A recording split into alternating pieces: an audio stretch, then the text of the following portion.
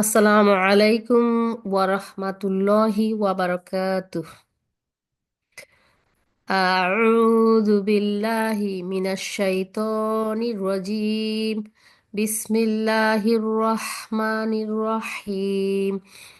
আলহামদুলিল্লাহি রাব্বিল আলামিন। আর রহমানির রহিম মালিকি ইয়াউমিদ্দিন। বিসমিল্লাহির রহমানির রহিম। সুবহানাল্লাহ। আল্লাহ। আলহামদুলিল্লাহিল্লাযী খলাকাস সামাওয়াতি ওয়াল আরদ ওয়া জাআলাজ যুলুমাতি ওয়ান নূর। বিসমিল্লাহির রহমানির রহিম। আলহামদুলিল্লাহিল্লাযী আনজালা আলা আবদিহিল কিতাবা ওয়ালাম ইয়াজআল লাহু ইওয়াজা। বিসমিল্লাহির রহমানির রহিম। আলহামদুলিল্লাহিল্লাযী লাহু মা ফিস সামাওয়াতি ওয়া মা ফিল আরদি ওয়া লাহুল হামদু ফিল আখিরাহ ওয়া হুয়াল হাকীমুল খবীর। أعوذ بالله من الشيطان الرجيم. وقولوا الحمد لله الذي أذهب عنا الحزن إن ربنا لغفور شكور. আলহামদুলিল্লাহি রব্বিল আলামিন ওয়াসসালাতু ওয়াসসালামু আলা সাইয়্যিদিল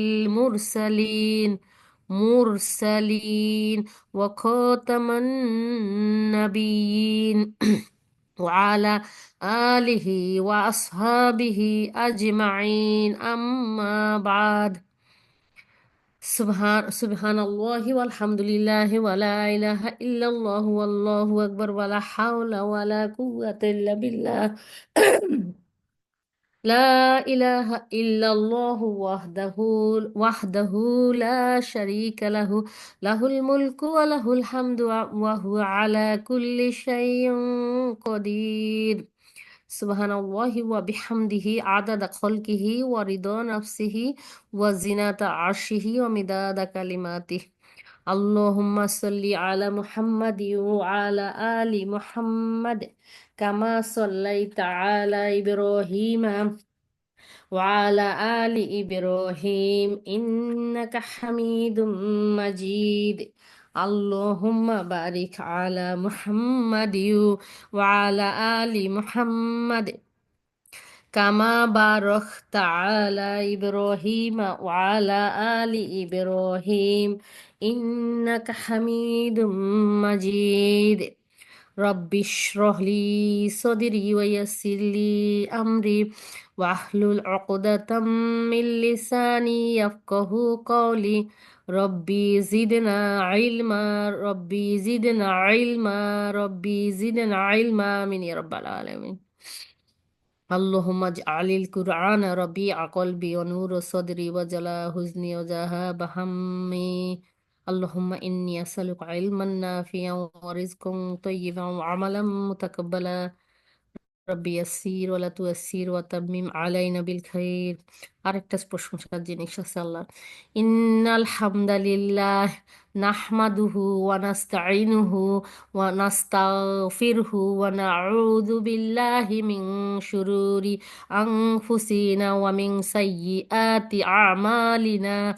মান ইয়াহদিহিল্লাহু ফালা মুদিল্লা লাহু ومن يضلل فلا هادي له وأشهد أن لا إله إلا الله وحده لا شريك له وأشهد أن محمدا عبده ورسوله। সমস্ত প্রশংসা আল্লাহর। অবশ্যই সমস্ত প্রশংসা আল্লাহর। আমরা তার প্রশংসা করি, সাহায্য চাই তার কাছে, ক্ষমাও চাই তারই কাছে। আমরা আশ্রয় প্রার্থনা করি আল্লাহর কাছে, আমাদের অন্তরের অনিষ্ট থেকে, আমাদের কাজের অনিষ্ট থেকে। আল্লাহ যাকে পথ দেখান কেউ তাকে বিপথে নিতে পারে না, আর আল্লাহ যাকে পথ না না দেখান, পথভ্রষ্ট করেন, তাকে কেউ পথ দেখাতে পারে না। আমি সাক্ষ্য দিচ্ছি যে আল্লাহ ছাড়া ইবাদতের যোগ্য কোনো উপাস্য নেই, আল্লাহ এক ও তার কোনো শরিক নেই। আমি সাক্ষ্য দিচ্ছি যে মোহাম্মদ সাল্লাহ সাল্লাম আল্লাহর বান্দা এবং রসুল। আল্লাহর কাছে কোটি কোটি কোটি কোটি শুক্রিয়া। আল্লাহ যে ভাষায় রসুল সাল্লাহ সাল্লামকে শিখিয়ে দিয়েছেন প্রশংসা করতে, সেই ভাষায় চেষ্টা করেছি, আল্লাহ যেন কবুল করে নেন। তার প্রশংসা শুধু তিনিই করতে সক্ষম। তো এই যে সবসময় স্মরণ করি যে আল্লাহ প্রথমে হায়াতের জন্য, তারপরে সুস্থতার জন্য, যে আমি এই মুহূর্তে হসপিটালে নেই, বা পঙ্গু পঙ্গু অবস্থা নেই, বা মারাত্মক দুর্ঘটনায় নেই, বা সবকিছু চিন্তা করলে বা নিজের বাসায় আছি, শরীরের খারাপ লাগা টুকটাক না থাকলে, এগুলো না থাকলে তো আমাদের গুনাহ, অজস্র গুনাহ হয়ে যাচ্ছে, সেগুলো কিভাবে মাপ হবে, আর আমাদের মর্যাদাই বা কিভাবে উন্নীত হবে। যাই হোক, সবকিছু আল্লাহ মুমিনের জন্য যা করেন সেটা তার জন্য কষ্টকর হলেও সেটা তার জন্য লাভের, কারণ মুমিনের যে ব্যবসা আল্লাহর সাথে, সেই ব্যবসায় কোনো লোকসান নেই। ভালো থাকলেও সে শুক্রিয়া আদায় করলে আল্লাহর মেহেরবানিতে আল্লাহ তার নিয়ামত বাড়িয়ে দেন, সন্তুষ্ট হয়ে যান। আর খারাপ থাকলে তার গুনাহসমূহ মাফ হয়। সবর করলে, আল্লাহর প্রতি সুধারণা রেখে, আল্লাহর কাছে রহমতের উপর ভরসা রাখলে, দোয়া করলে তার মর্যাদা উন্নীত হয়ে যায়। সুবহান আল্লাহ, আলহামদুলিল্লাহ, আল্লাহ আকবার। কোনো লস প্রজেক্ট নেই, এটাই হলো কথা। এমন বিজনেস থেকে যেন আমরা কখনো গাফেল না হই। বিজনেস যেটা হবে, যেটা 100%, কেন 200, আমরা আমরা 200 বলি কথায় কথা, কিন্তু এই লাভের কোনো সীমা রেখা নেই আসলে। এতটা লাভ আল্লাহর সাথে বিজনেসে, সুবহান আল্লাহ, আলহামদুলিল্লাহ, আল্লাহ আকবার। মিনিমাম 10 নেকি, সুবহান আল্লাহ। তারপরে 700 গুণ অথবা বেহিসাবি, সুবহান আল্লাহ, আলহামদুলিল্লাহ, আল্লাহ আকবার। ইখলাস এবং আম, সুন্নাহর মধ্যে উপর ডিপেন্ড করে, হ্যাঁ, সুন্নাহ অনুসরণ করা হচ্ছে কিনা, আর শুধুমাত্র আল্লাহর সন্তুষ্টির উদ্দেশ্যে করা হচ্ছে কিনা, এই দুইটা জিনিস যদি ঠিক রাখা হয়, ইনশাল্লাহ সেটার হিসাব আমরা সব সময় বেশি করে যাব আল্লাহর কাছে। আমাদের কাজ কম হইলেও, মানে আমরা আমাদের সামর্থ্য থাকা সত্ত্বেও আমরা ইচ্ছা করে অল্প করে জীবনের সময়, সুযোগ, নেয়ামত সবকিছু অন্য কাজে ব্যবহার করে অল্প একটু করে আল্লাহর কাছে বেশি চাবো, এই ধরনের প্রতারণা আল্লাহর কাছে করা যাবে না, আল্লাহর সাথে করা যাবে না। কারণ আল্লাহ আমাদের অন্তরের বাহিরে সবকিছু জানেন, আমাদের সুযোগ সুবিধা কি নেয়ামত দিয়ে তিনি আমাদেরকে ঢেকে রেখেছেন, সব তিনি জানেন। আমরা যদি এতটুকু অনুপরিমাণ অবহেলার চিন্তা করি আর আশা করি বেশি, সেটা হবে না।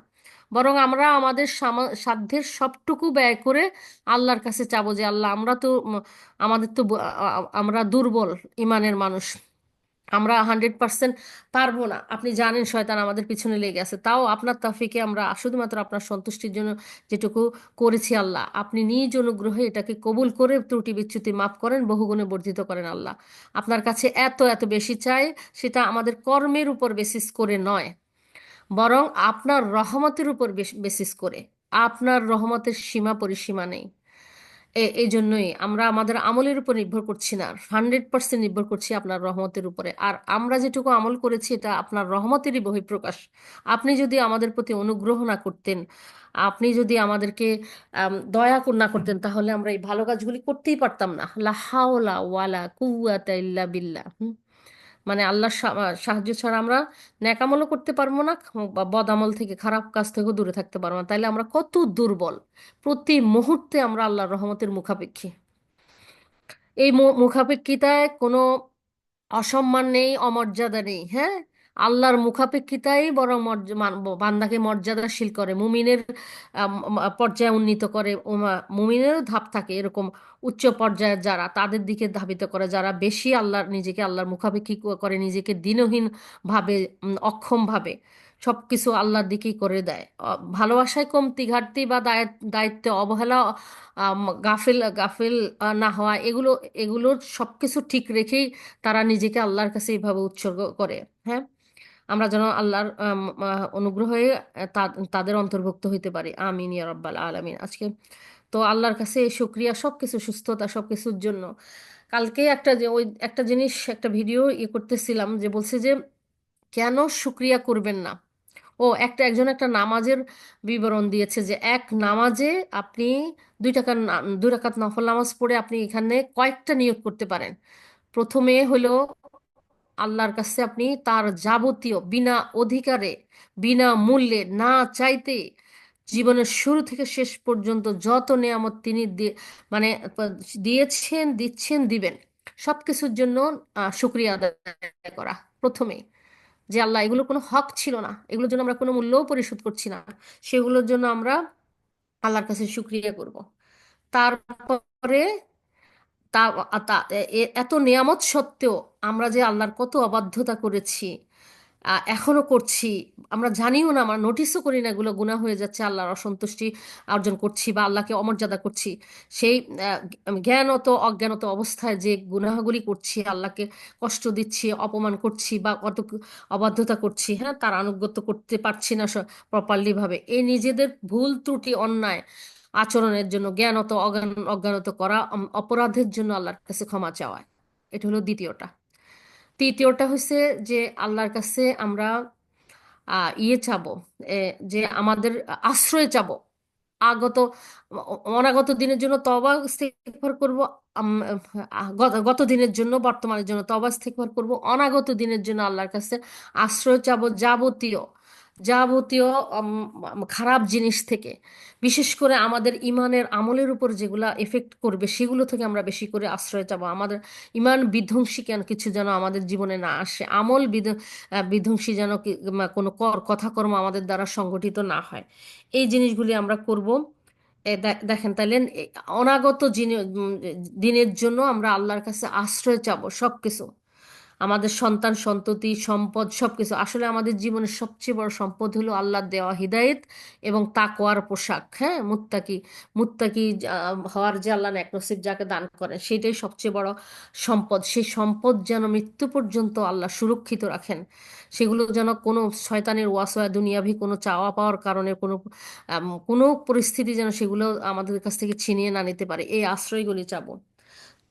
চতুর্থ জিনিসটা কি চাবো, খুবই ভালো লাগছে আমার কাছে, আমার এক বোন জিজ্ঞেস করছেন, এটা নিয়ে একটু গবেষণা করা হয়েছে, আলহামদুলিল্লাহ আছেন কিনা সে আপু, ইনশাল্লাহ আমি তাকে এখনো উত্তর দেই নাই। উম, তো উনি এম, আরেকটা জিনিস হলো যে আসলে আল্লাহর কাছে চাইতে, নফল ইবাদত ফরজ ইবাদত আল্লাহর কাছে চাইতে আমরা নিজের মতো করে চাইতে পারবো, এখানে স্বাধীনতা আছে, কোনো অকল্যাণকর কিছু চাবো না কারোর জন্যই, কিন্তু আমরা চাইতে পারবো, ইচ্ছা মতো চাইতে পারবো, কারণ যার কাছে চাবো তিনি অকৃপণ, তার ভান্ডার অফুরন্ত। আর চতুর্থ জিনিসটা আমরা চাবো যে আল্লাহ আমাদের জীবনে আরো ভরপুর নিয়ামত দরকার, আমাদের ইমানে আমলে বারাকা দান করেন, সম্পদে বরকত দান করেন, হালাল রিজিকে বারাকা দান করে, আমার সন্তান সন্ততিকে দিনের পথে পরিচালিত করে, আপনার নেক বান্দা হিসেবে কবুল করে, নেক সন্তান হিসেবে কবুল করে, আমাদের আম, বাড়িয়ে দেন, হ্যাঁ, আমাদের নিয়ামত বাড়িয়ে দেন, হ্যাঁ, নিয়ামত আরো বাড়ানোর জন্য। তারপরে আমরা মৃত্যুর সময় আমাদের দুনিয়ার জীবন যেন উত্তরোত্তর প্রতিটা দিন আমরা তার সন্তুষ্টি আজকের থেকে আগামী দিন যেন আরো বেশি অর্জন করতে পারি, তার আরো কাছের নৈকট্যশীল বান্দা হতে পারি, আনুগত্যের দিক থেকে তা আরো বেশি নিজেকে সমর্পণ করতে পারি, হ্যাঁ, এরকম উত্তরোত্তর তার নৈকট্য লাভই করতে পারি, যেমন শেষ দিন যেন আমাদের দুনিয়ার জীবনের সর্বশ্রেষ্ঠ দিন হয়ে যায়, যাতে আল্লাহ আমাদের পুরোপুরি সন্তুষ্ট হন, তার ক্ষমা এবং সন্তুষ্টি যেন আমাদের রিজিক হিসেবে তিনি মঞ্জুর করেন, এটার জন্য আমরা আল্লাহর কাছে চাইতে থাকবো নিয়ামতের জন্য। আর অনাগত দুনিয়ার জীবন তো শেষই হয়ে যাবে যে কোনো সময়, চাওয়া পাওয়া অল্প, কিন্তু আসলেই আমরা সবচেয়ে বড় চাওয়াটা কোনটা, আখিরাতের জন্য আমরা চাবো, আখিরাতের জন্য চাবো যেন আমাদের কবর জীবন বারজাখের দীর্ঘ জীবন যেন আল্লাহ বেহেশতের সাথে কানেকশন করে দেন, হ্যাঁ, আমাদের ভুল ত্রুটি সব তুলে নিয়ে যান, হ্যাঁ, আমাদের মাফ করে দেন এমন ভাবে যেন আমাদের আমল নামায় আফন নাম দিয়ে মুছে ফেলেন, যেন এমন ভাবে আম, এই নামের ইয়েতে আল্লাহ আমাদেরকে এমন ভাবে অনুগৃহীত করেন যে আমাদের আমল নামায় কোনো গুনাহই থাকলো না, ফেরেশতারা পর্যন্ত টেস্ট করতে পারবে না, এই নামের এত পাওয়ার। এই জন্য দেখেন ইয়েতে রসুল সাল্লাহ সাল্লাম আশা রাদিয়াল্লাহু তাআলাকে সবে কদরে এই দোয়াটাই পড়তে বলেছেন যে আল্লাহুম্মা ইন্নাকা আফুন কারিমুন রহিমুন তুহিব্বুল আফওয়া ফাফু আন্নি, হ্যাঁ, আন্না যেভাবে বলি। তাহলে দেখেন ওই নামের এত প্রভাব, ওই নামটা আমরা যেন একটা দিনের জন্য না ভুলি, এটা শুধু সবাই কদরের দোয়া না, এটা আমাদের এভরিডে দোয়া উচিত প্রত্যেকটা, আমার মতে প্রত্যেকটা সেজদায় আমরা শুধু এটা রাখা উচিত, এই দোয়াটা এত পাওয়ারফুল। তাহলে আমরা নিয়ামত চাবো, ভরপুর নিয়ামত চাবো। আল্লাহ যেন আমাদেরকে কিয়ামতের দিনে বিনা হিসাবে জান্নাতুল ফিরদাউসের উত্তরাধিকারী বানিয়ে দেন, আমাদের আমলের জোরে না, তার মহান বদন্যতার কারণে, হ্যাঁ, মহানুভবতার কারণে। বারবারই তার গুণাবলীগুলি আমরা তার সামনে তুলে ধরবো, যে আমরা তুচ্ছাতি তুচ্ছ, হ্যাঁ, আমাদের ইয়ে দিয়ে, আমল দিয়ে আমরা আপনার কাছে পৌঁছানো সম্ভব না, কিন্তু আপনার অনুগ্রহ দিয়ে, আপনার রহমত দিয়ে, আপনার সর্বত্র বিস্তৃত, আপনি সব জায়গায় ক্ষুদ্রাতি ক্ষুদ্র সৃষ্টির কাছে পৌঁছাতে সম্ভব। সুবহান আল্লাহ, আলহামদুলিল্লাহ, আল্লাহু আকবার। আমরা যেন এইভাবে চিন্তা করি। তো এই এতগুলি কথা আলহামদুলিল্লাহ, আসলে ভাবি নাই কি বলবো। না, আল্লাহ সুবহানাহু ওয়া তাআলার ইচ্ছা এই কথাগুলি আসছে, আলহামদুলিল্লাহ। আল্লাহ যেন এইভাবে আমাদের চাওয়ার করেন। তাহলে এই দেখেন, একটা নফল নামাজ পড়লেন 2 রাকাত, কি চাইলেন? দুনিয়া আখিরাত সব কিছু চাওয়া হয়ে গেল, ভুল ভ্রান্তি সব কিছু হয়ে গেল। যেন আল্লাহ ভরপুর নিয়ামত দান করেন। হ্যাঁ, আমরা আমরা এমন চাবো যে আল্লাহ বিনা হিসেবে জান্নাতি। এটা সম্ভব, কারণ আপনি বলেছেন আমাদের পাপের চেয়ে আপনার ক্ষমা অনেক প্রশস্ত, সেটাই মহাসত্যি। আর আমরা আমরা আমাদের আমলের চেয়ে আপনার রহমতের উপরে অধিক ভরসা করি। আর আপনি বলেছেন আপনার ক্রোধের উপর আপনার করুণা প্রবল, আপনার রহমত আপনার গজবের আগে অগ্রগামী। তাইলে এত গুণাবলী আপনার, সেগুলোর উপর ভরসা করে আস্থা রেখেই পরিপূর্ণ আস্থা রেখে আমরা এই চাওয়াগুলি পেশ করতেছি। আল্লাহ আমাদেরকে তৈরি করে নেন, আমরা আপনাকে ভালোবাসতে চাই, ভালোবাসার তৌফিক দেন, আপনাকে আপনার ভালোবাসা পাওয়ার যোগ্য করে নেন, যে এই গুণাবলীর মাধ্যমে আপনি আপনার বান্দাকে ভালোবাসেন, বাসবেন। সেই গুণাবলীগুলি আমাদের আমাদের সন্তানদের মধ্যে, আমাদের মুসলিম উম্মার মধ্যে দান করে দেন। আমিন আল্লাহ, ইয়া রাব্বাল আলামিন। আপনি না দান করলে আমরা কোথায় পাবো আল্লাহ? আমরা তো নিঃস্ব, আপনি সর্বশক্তিমান, আপনার সব কিছু আছে, আর আমরা নিঃস্ব। সুবহান আল্লাহ, আলহামদুলিল্লাহ, আল্লাহু আকবার।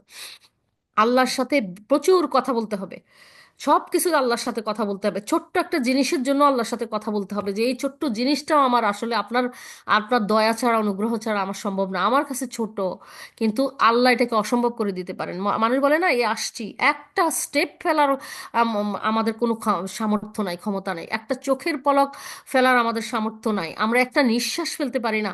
জানেন, একটা আল্লাহ এত দয়ালু আমাদের প্রতি, যে একটা নিঃশ্বাস ঢোকার আগে আল্লাহর অনুমতি নেয়, বের হওয়ার আগে আল্লাহর অনুমতি নেয়, আল্লাহর অনুমতি নিয়ে তো করে। এখন আল্লাহ কত দ্রুত এই অনুমতি দিয়ে রাখেন, যাতে তার বান্দা কোনো কষ্ট না পায়। শুধুমাত্র পরীক্ষার জন্য কোনো কোনো বান্দাকে, যারা শ্বাসকষ্টে ভুগতেছেন, রেসপিরেটরি ডিপার্টমেন্টে আছেন সিরিয়াসলি, এগুলো হলো পরীক্ষার একটা অংশ সেই হিসাবে। তাছাড়া এই যে বিশ্বব্যাপী তার যত সৃষ্টিকুল স্বাভাবিকভাবে জীবনযাপন করছে, প্রত্যেকের নিঃশ্বাসকে তিনি এত তার মহা মহা মহা সীমাহীন অনুগ্রহ দিয়ে এত সহজ করে দিয়েছেন, যে মানুষ টেরও পাচ্ছে না সে কখন নিঃশ্বাস আসছে, কখন যাচ্ছে। অথচ আল্লাহর অনুমতি প্রতি মুহূর্তে থাকছে। তার বান্দার প্রতি কতটা অনুগ্রহশীল, আর সেই রবের প্রতি আমরা কতটা কৃতজ্ঞ, কতটা আনুগত্যশীল। এই জন্যই নিজের হিসাব নিজেকে করতে বলেছে, এভরিডে হিসাব করতে হবে। আমরা যেন আমল নিয়ে তৃপ্ত হয়ে না যাই, গুনাহকে ছোট করে তুচ্ছ করে না দেখি। এই এই জিনিসগুলি আমাদের প্রতিদিনের ইয়েতে দেখতে হবে, যে আমাদের আমলকে আমরা খুব ছোট করে দেখতে হবে। আহারে, কিছুই তো করতে পারলাম না, আহারে কত ভালো বান্দা, নেককার বান্দা আছে, তারা কত উত্তম ইবাদত করেছে, আল্লাহকে কত সন্তুষ্ট করেছে, আমি তো কিছুই করতে পারলাম না। আল্লাহ তাদেরকেও তাফিক বাড়ায় দেন, আল্লাহ আমাকেও দেন। এরকম করে, হ্যাঁ, তাদের জন্য পজিটিভ, আমাদের জন্য পজিটিভ। আবার গুনাহের জন্য আল্লাহ, তারা যে হয়তো আমার চেয়ে কম গুনাহ করেছে, কম্পেয়ার করব যে তারা হয়তো আমার চেয়ে, আমি তার একটা গুনাহ দেখেছি, হয়তো তার অনেক নেক কাজ আছে, হ্যাঁ। আবার আমার গুনাহটাকে বড় করে দেখতে হবে। আমার এই আশেপাশে অনেক বাঁধা আছে যে হয়তো আমার মতো গুনাহগার না। তাহলে লজ্জিত অনুতপ্ত হয়ে আল্লাহর কাছে চাইতে হবে। ওই যে শেষ চাওয়াটা নিয়ামতের মধ্যে এটাও একটা নিয়ামত, যে আল্লাহ, আমি যেন আমার পাপগুলি আপনি মোচন করে দেন, আমি যেন পুরনো পাপের কোনো পুনরাবৃত্তি না করি, সেই আপনার আশ্রয় চাই। পুরনো পাপের পুনরাবৃত্তি থেকে, আপনার অবাধ্যতা থেকে, সীমা লঙ্ঘন থেকে আশ্রয় চাই আপনার কাছে। আর নতুন কোনো পাপে যেন আমি না জড়াই। সুবহান আল্লাহ, আলহামদুলিল্লাহ, আল্লাহু আকবার। এটাও নিয়ামত, অনেক বড় নিয়ামত। সুবহান আল্লাহ। আমরা বুঝি না, আমরা হয়তো সাময়িক কিছু প্রাপ্তি, দুনিয়াবি কোনো প্রাপ্তি যোগ হলেই আমরা মনে করি যে আমাদের প্রতি আল্লাহ নিয়ামত দান করেছেন। আসলে এইসবই বড় নিয়ামত, যাকে আল্লাহ হেফাজত করেছেন পাপ থেকে। সুবহান আল্লাহ, আলহামদুলিল্লাহ, আল্লাহু আকবার। সে কত বড় নিয়ামত লাভ করেছে, সে এখন বুঝতে পারবে না, আখিরাতে বুঝতে পারবে। পাপীদের শাস্তি দেখে বুঝতে পারবে, পুণ্যবানদের পুরস্কার দেখে, সম্মান দেখে বুঝতে পারবে। কিন্তু ততদিনে টু লেট। হ্যাঁ, আমাদেরকে বুঝতে হবে এখানেই। এবং অ্যাকশন এখানেই করতে হবে, কারণ দুনিয়া কর্মের জায়গা, আখিরাত শুধু ফলাফল ভোগের জায়গা। লা হাওলা ওয়ালা কুওয়াতা ইল্লা বিল্লাহ, এটা সবসময় বললে আল্লাহ খুশি হন। এটা হলো সারেন্ডার করা। বান্দা তার নিজের দীনতাহীনতাকে একদম স্বতঃস্ফূর্তভাবে ডিক্লেয়ার করা, আর তা আল্লাহর শ্রেষ্ঠত্ব ডিক্লেয়ার করা যে আল্লাহু আকবার, আমি দিনহীন। এই জন্যই নামাজ কেন আল্লাহর কাছে এত প্রিয়, এত সম্মানের, হ্যাঁ, কারণ বান্দার, আমি কয়েকবারই আলহামদুলিল্লাহ আল্লাহ তাওফিকে বলার চেষ্টা করেছি, হয়তো কারো মনে আছে কারো নেই, খেয়াল করে নাই, যে ঈমান আনার পর প্রথম যে আল্লাহকে যে সেজদা করা, মানুষের মাথার মধ্যে আল্লাহ সবচেয়ে দামি অঙ্গ প্রত্যঙ্গগুলি রেখেছে, হ্যাঁ, চিন্তা চেতনা, চোখ, দৃষ্টিশক্তি, শ্রবণ শক্তি, বাক শক্তি, সবকিছু, নিঃশ্বাস, সবকিছু এই মুখমণ্ডল মাথার এই অংশে। এই অংশ যখন সে, বিশেষ করে সেজদা কেন এত প্রিয়, বলছে নামাজের মধ্যে আল্লাহর দুনিয়ার জীবনে যাবতীয় ইবাদতের মধ্যে আল্লাহর কাছে সবচেয়ে প্রিয় হলো নামাজ। নামাজের মধ্যে সবচেয়ে পছন্দের জায়গা, আল্লাহর নৈকট্য অর্জন করে বান্দার ইয়ের সময়, সেজদার সময়। কারণ সেজদার সময় সে নিজেকে পুরোপুরি আল্লাহর কাছে আত্মসমর্পণ করে, তার সবচেয়ে সম্মানিত জায়গাটা আল্লাহর কাছে সমর্পিত করে দেয়, যে আমি নিঃস্ব, আমি দিনহীন, আমি আমার কিছুই নাই, আর আপনি সর্বশ্রেষ্ঠ, আপনি পরিপূর্ণ সব দিক থেকে। নিজের দৈন্যতা প্রকাশ করে আল্লাহ শ্রেষ্ঠত্ব ডিক্লেয়ার করে আল্লাহু আকবার বলে, আপনি সর্বশ্রেষ্ঠ। এই দুইটার কম্বিনেশন এত, মানুষ যদি ফিল করে, মানুষের পশম কাটা দিয়ে ওঠার কথা, যে আমি আল্লাহ এটাই পছন্দ করেন, যে বান্দা নিজেকে এরকম ভাবে আত্মসমর্পণ করবে। সেই জন্য সেজদার মধ্যে স্থির হইতে বলা হয়েছে, একাত্ম হইতে বলা হয়েছে। যেন তেন ভাবে খালি সুবহানাল্লাহ, সুবহানাল্লাহ, সুবহানাল্লাহ, এখানে কোনো প্রাণ থাকে না। এখানে এটা হলো আদা। ইবাদা হইলো যেখানে আত্মা একাকার হয়ে যায়, ওটা ফিল করে যে আমি কত দিনহীন, কত নিঃস্ব, আর আমার রব কত পরিপূর্ণ, কত স্বয়ং সম্পূর্ণ, কত শক্তিমান, কত দয়ালু। আল্লাহর সব দিকের শ্রেষ্ঠত্বতা অনুভব করে আল্লাহর কাছে, তারপরে তারপরে সে তার চাওয়া পাওয়াগুলি, আল্লাহর প্রশংসা করার পরে চাওয়া পাওয়াগুলি পেশ করে। আল্লাহ আমাদেরকে বুঝার তৌফিক দান করুন। আমিন ইয়া রাব্বাল আলামিন। জি, আজকে ওই তাকওয়ার আয়াতগুলি বলে ফেলি। আউযু বিল্লাহি মিনাশ শাইতানির রাজিম।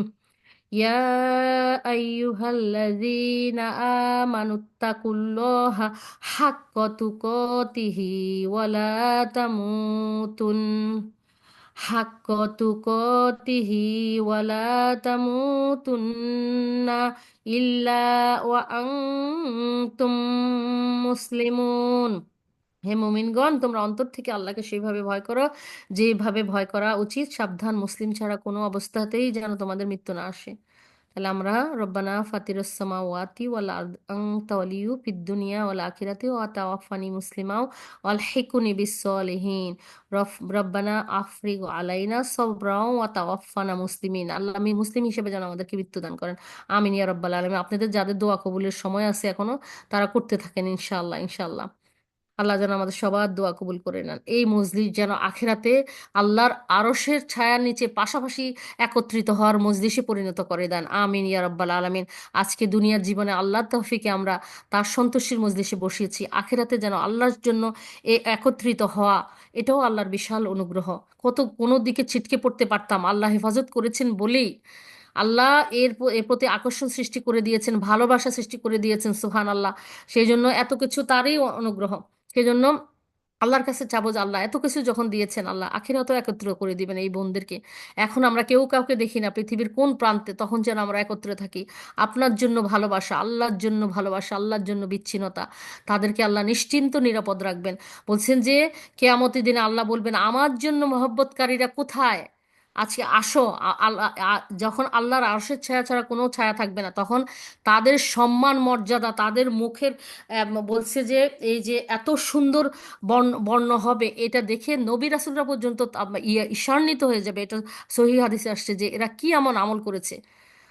এই যে তারা নবী রাসূল চলে গিয়েছেন শুধু না দেখে, এই যে যুগের পর যুগ চলে যাচ্ছে বা শতাব্দীর পর শতাব্দী চলে যাচ্ছে না দেখে ভালোবাসা, কত পাওয়ারফুল ভালোবাসা সুবহান আল্লাহ আল্লাহ দান করেছেন অন্তরে, সুবহান আল্লাহ।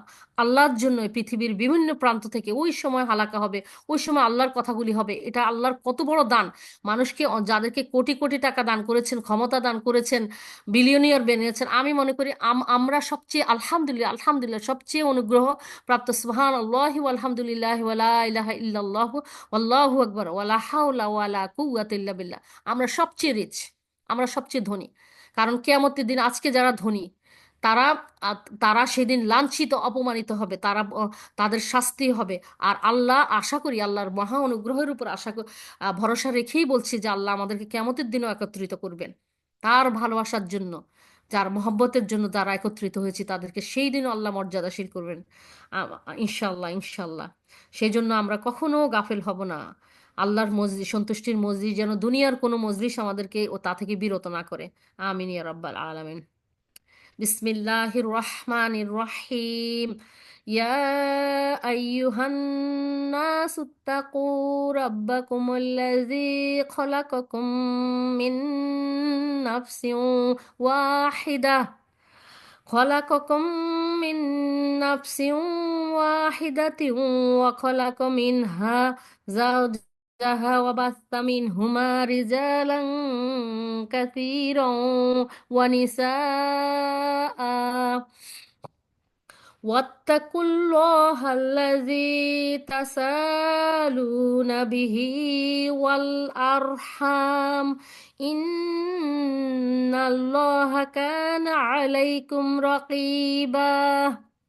এই আয়াতটা পড়লে পুরো শিউরে লাগে, গায়ের ভেতরে অন্যরকম লাগে। এটা বিয়ে বিয়ের শাদীতে পড়ায়, হ্যাঁ, এটা অনেকগুলি জিনিস এই আয়াতটা পড়ায়। খুব সুন্দর কথা এখানে, হে মানব মণ্ডলী, তোমরা তোমাদের প্রতিপালককে ভয় করো, যিনি তোমাদেরকে এক ব্যক্তি থেকে সৃষ্টি করেছেন, তার তার থেকে তার স্ত্রীকে সৃষ্টি করেছেন এবং তাদের দুজন থেকে পৃথিবীতে বহু নর নারী সৃষ্টি করে ছড়িয়ে দিয়েছেন।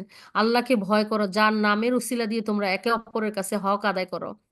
আর আল্লাহ আত্মীয়তার সম্পর্কের ব্যাপারে আল্লাহকে ভয় করো, নিশ্চয়ই আল্লাহ তোমাদের প্রতি সতর্ক দৃষ্টি রাখছেন। সুবহান আল্লাহ আলহামদুলিল্লাহ আল্লাহু আকবার। এই জন্যই বলেছে আল্লাহর আয়াতগুলি নিয়ে তাদাব্বুর করার জন্য, গবেষণা করার জন্য, গবেষণা করার জন্য। এক সেকেন্ড, এক সেকেন্ড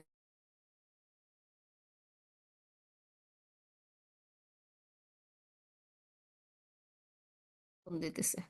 ঠিক আছে ইনশাল্লাহ আমি করতেছি, আফনান ফোন দিচ্ছিল সেই জন্য। আম কোথায় ছিলাম, খেয়ে হারায় যায়। আচ্ছা, আমরা যেন মুত্তাকি হইতে পারি আল্লাহর কাছে। আল্লাহুম্মা ইন্নী আসালুকাল হুদা ওয়াত তুকা ওয়াল আফাফা ওয়াল গিনা। হ্যাঁ, আল্লাহুম্মা আতি নাফসি তাকওয়াহা ওয়া যাক্কিহা আনতা খায়রু মান যাক্কাহা আনতা ওয়ালিয়ুহা ওয়া মাওলাহা। হ্যাঁ, আমাদের অন্তরকে যেন আল্লাহ তাকওয়া দান করেন। হ্যাঁ, আল্লাহ ভীতি যেন আমাদের এক অমূল্য সম্পদ হয়, আমাদের হৃদয়ের অমূল্য সম্পদ যেন সর্ব অবস্থায় আল্লাহর ব্যাপারে সচেতন থাকার মতো নেয়ামত আল্লাহ আমাদেরকে দান করেন। আমিন ইয়া রাব্বাল আলামিন। হ্যাঁ, তারপরে এই যে আত্মীয়তার সম্পর্ক রাখা, আমরা অনেক সময় বলি যে হ্যাঁ ওর দিকে তাকায় এর দিকে তাকায় আমি কিছু বললাম না, সম্পর্ক রেখে গেছি অনেক অপমান সহ্য করে। এইসব মূল্যায়ন আমরা আল্লাহর কাছে কিছুই পাবো না। এর জন্য ওর জন্য যত ভালো কাজই করি সেদিন আল্লাহ কিয়ামতের দিন বলবেন বলবেন যে আমি মানে আল্লাহ তার হকের ব্যাপারে বেপরোয়া। যে কাজ তার সন্তুষ্টির উদ্দেশ্যে ইখলাসের সাথে করা হয়েছে, শুধু সেটা যত অল্পই হোক সেটা তিনি গ্রহণ করবেন, সেটাকেই তিনি বহুগুণে বর্ধিত করবেন। কিন্তু যেটা তিনি ছাড়া আর অন্য কারো সন্তুষ্টির উদ্দেশ্যে করা হয়েছে, সেটা যত বড় কাজই হোক, যত ভালো কাজই হোক, সেটা তিনি তুচ্ছ করে দিবেন এবং বলবেন যাকে সন্তুষ্ট করার জন্য এই কাজ করেছো যাও, তার কাছ থেকে নাও কোনো প্রতিদান আছে কিনা। তাহলে আমাদের ক্ষুদ্রাতি ক্ষুদ্র কাজটুকুও যেন শুধু আল্লাহর সন্তুষ্টির উদ্দেশ্য হয়, সেটা করণীয় হইলেও বর্জনীয় হইলেও। অমুকের জন্য আল্লাহ, মানুষে কি বলবে সমাজে, সেই জন্য আমি মুখ খুলি নাই। হ্যাঁ, আমি তোমাকে অপমান করলাম, তোমার দিকে তাকায় অমুককে ক্ষমা করলাম, তোমার দিকে তাকায় এরকম করলাম না, ওরকম করলাম না, এগুলো কোনো ফলাফল, আমরা এই সম্বন্ধে আমাদের কোনো জ্ঞানই ছিল না। আমরা মনে করতাম হায় হায় কত ভালো কাজ করলাম, অমুকের জন্য আমি এটা করেছি।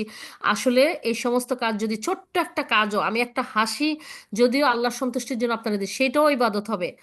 আর যদি অনেক বড় কাজও যদি অন্যকে সন্তুষ্ট করার জন্য হয়, সেটাও ইবাদত হবে না। তো সেই দিনের ভয়াবহতা আমরা যেন নিজেদেরকে নিঃস্ব না দেখি। এত কষ্ট, এত কিছু করা, হ্যাঁ, ত্যাগ তিতিক্ষা, এত কিছু ভালো কাজ করে মনে করা, কিন্তু সেটার ফলাফল থেকে, রিওয়ার্ড থেকে বঞ্চিত যেন না হই। সেই জন্য এখনই ভাবার সময় হয়ে আসছে। অতীতের জন্য আল্লাহর কাছে লজ্জিত হয়ে ক্ষমা চাবো যে আল্লাহ, দিনের জ্ঞান ছিল না, যদি উচিত ছিল আমাদেরকে আমাদের দিনের জ্ঞান অর্জন করা, কিন্তু ছিল না জন্য আল্লাহ বুঝতে পারি নাই। আল্লাহ সেই কাজগুলি আপনি ক্ষমা করে দেন। প্রত্যেকটা কাজ আপনারই তৌফিকে করা, আমাদের জীবনের শুরু হইতে শেষ পর্যন্ত যত কাজ আপনার তৌফিকে আমরা করতে পারবো, করেছি, করছি, এবং ইনশা আল্লাহ ইন ফিউচারে করব আপনার তৌফিকে। প্রত্যেকটা ভালো কাজ আপনি আপনার জন্য খাস করে নেন আল্লাহ, একান্তভাবে আপনার জন্য কবুল করে নেন। কারো অনুপরিমাণ অংশও রাখবেন না এখানে, সব আপনার সন্তুষ্টির জন্য করে নেন আল্লাহ। আমরা শয়তানের ওয়াসওয়াসায় যদি কাজ করার সময় এই কথাটা ভুলেও যাই, তবু এই অ্যাপ্লিকেশনটা আপনার কাছে থাকলো, আপনি ওই সময় আমরা ভুলে গেলেও, আমাদের ইমানিক দুর্বলতার কারণে যদি আমরা ভুলে যাই, আপনি আমাদের এই অ্যাপ্লিকেশনটার দিকে তাকিয়ে আপনার মহা অনুগ্রহ ঢেলে দিয়ে এই কাজটুকু, প্রত্যেকটা কাজে আপনার জন্য কবুল করে নেবেন। আমাদের ইমানকে আপনি সবসময় কুফর মুক্ত করে রাখবেন আল্লাহ। আর আমাদের আমলকে আপনি শিরক, রিয়া এবং বিদাত মুক্ত রাখবেন। আমিন ইয়া রব্বাল আলামিন। আমরা নিজের মতো করে আল্লাহর সাথে কথাই বলতে থাকবো ইনশাল্লাহ, ইনশাল্লাহ। ওই কথা, প্রত্যেকটা বলা কথাই ইবাদত হয়ে যাবে। আজকে আমাদের কাছে খুবই সাধারণ একটা কথা মনে হতেছে, কিন্তু আল্লাহকে হয়তো ওই কথাটা এতই অভিভূত করেছে, এতই সন্তুষ্ট হয়েছে, আমরা তাজ্জব হয়ে যাব। সেজন্য আল্লাহর সন্তুষ্টির লক্ষ্যে করা কোনো কাজকেই ছোট করে দেখব না, আবার শয়তান খুশি হয় এমন কোনো কাজকেই তুচ্ছ করে দেখব না। ঠিক আছে?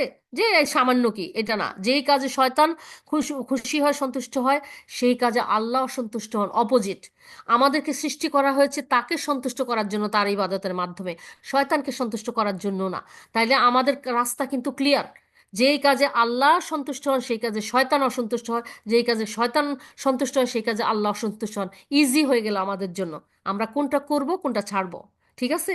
আমরা ইনশাল্লাহ, ইনশাল্লাহ, তাহলে এই দিকটা খেয়াল রাখবো, আমাদেরকে যেন কোনো কেউ বিভ্রান্ত না করে। এই জন্য আমরা দলবদ্ধভাবে চলবো। আমি যে যদি একটা ভুল করে ফেলি, হয়তো শয়তান আমার তখন চিন্তার ওখানে একটা পর্দা ফেলে দিয়েছে, আমার এক দিনই বোন যেন আমাকে স্মরণ করায় দেয়, আসলে এটা তো ঠিক না।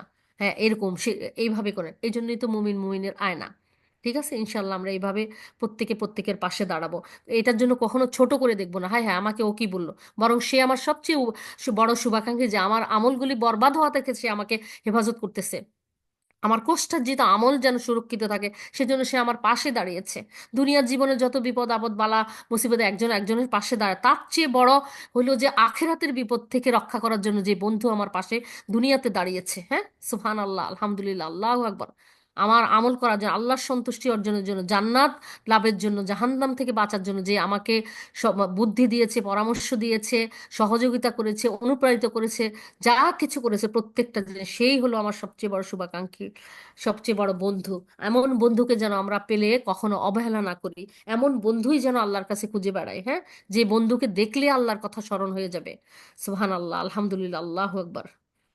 আল্লাহকে ভালোবাসতে ইচ্ছা করবে, আল্লাহর আনুগত্যের কাছে নিজেকে আত্মসমর্পণ করতে ইচ্ছা করবে, আল্লাহর সন্তুষ্টির কাজে এমনই খুঁজবো যে সব সময় ইনশাআল্লাহ খুঁজলে আল্লাহই মিলিয়ে দিবেন। যে যেটা চাবে আল্লাহ তার জন্য সেই রাস্তা সহজ করে দিবেন।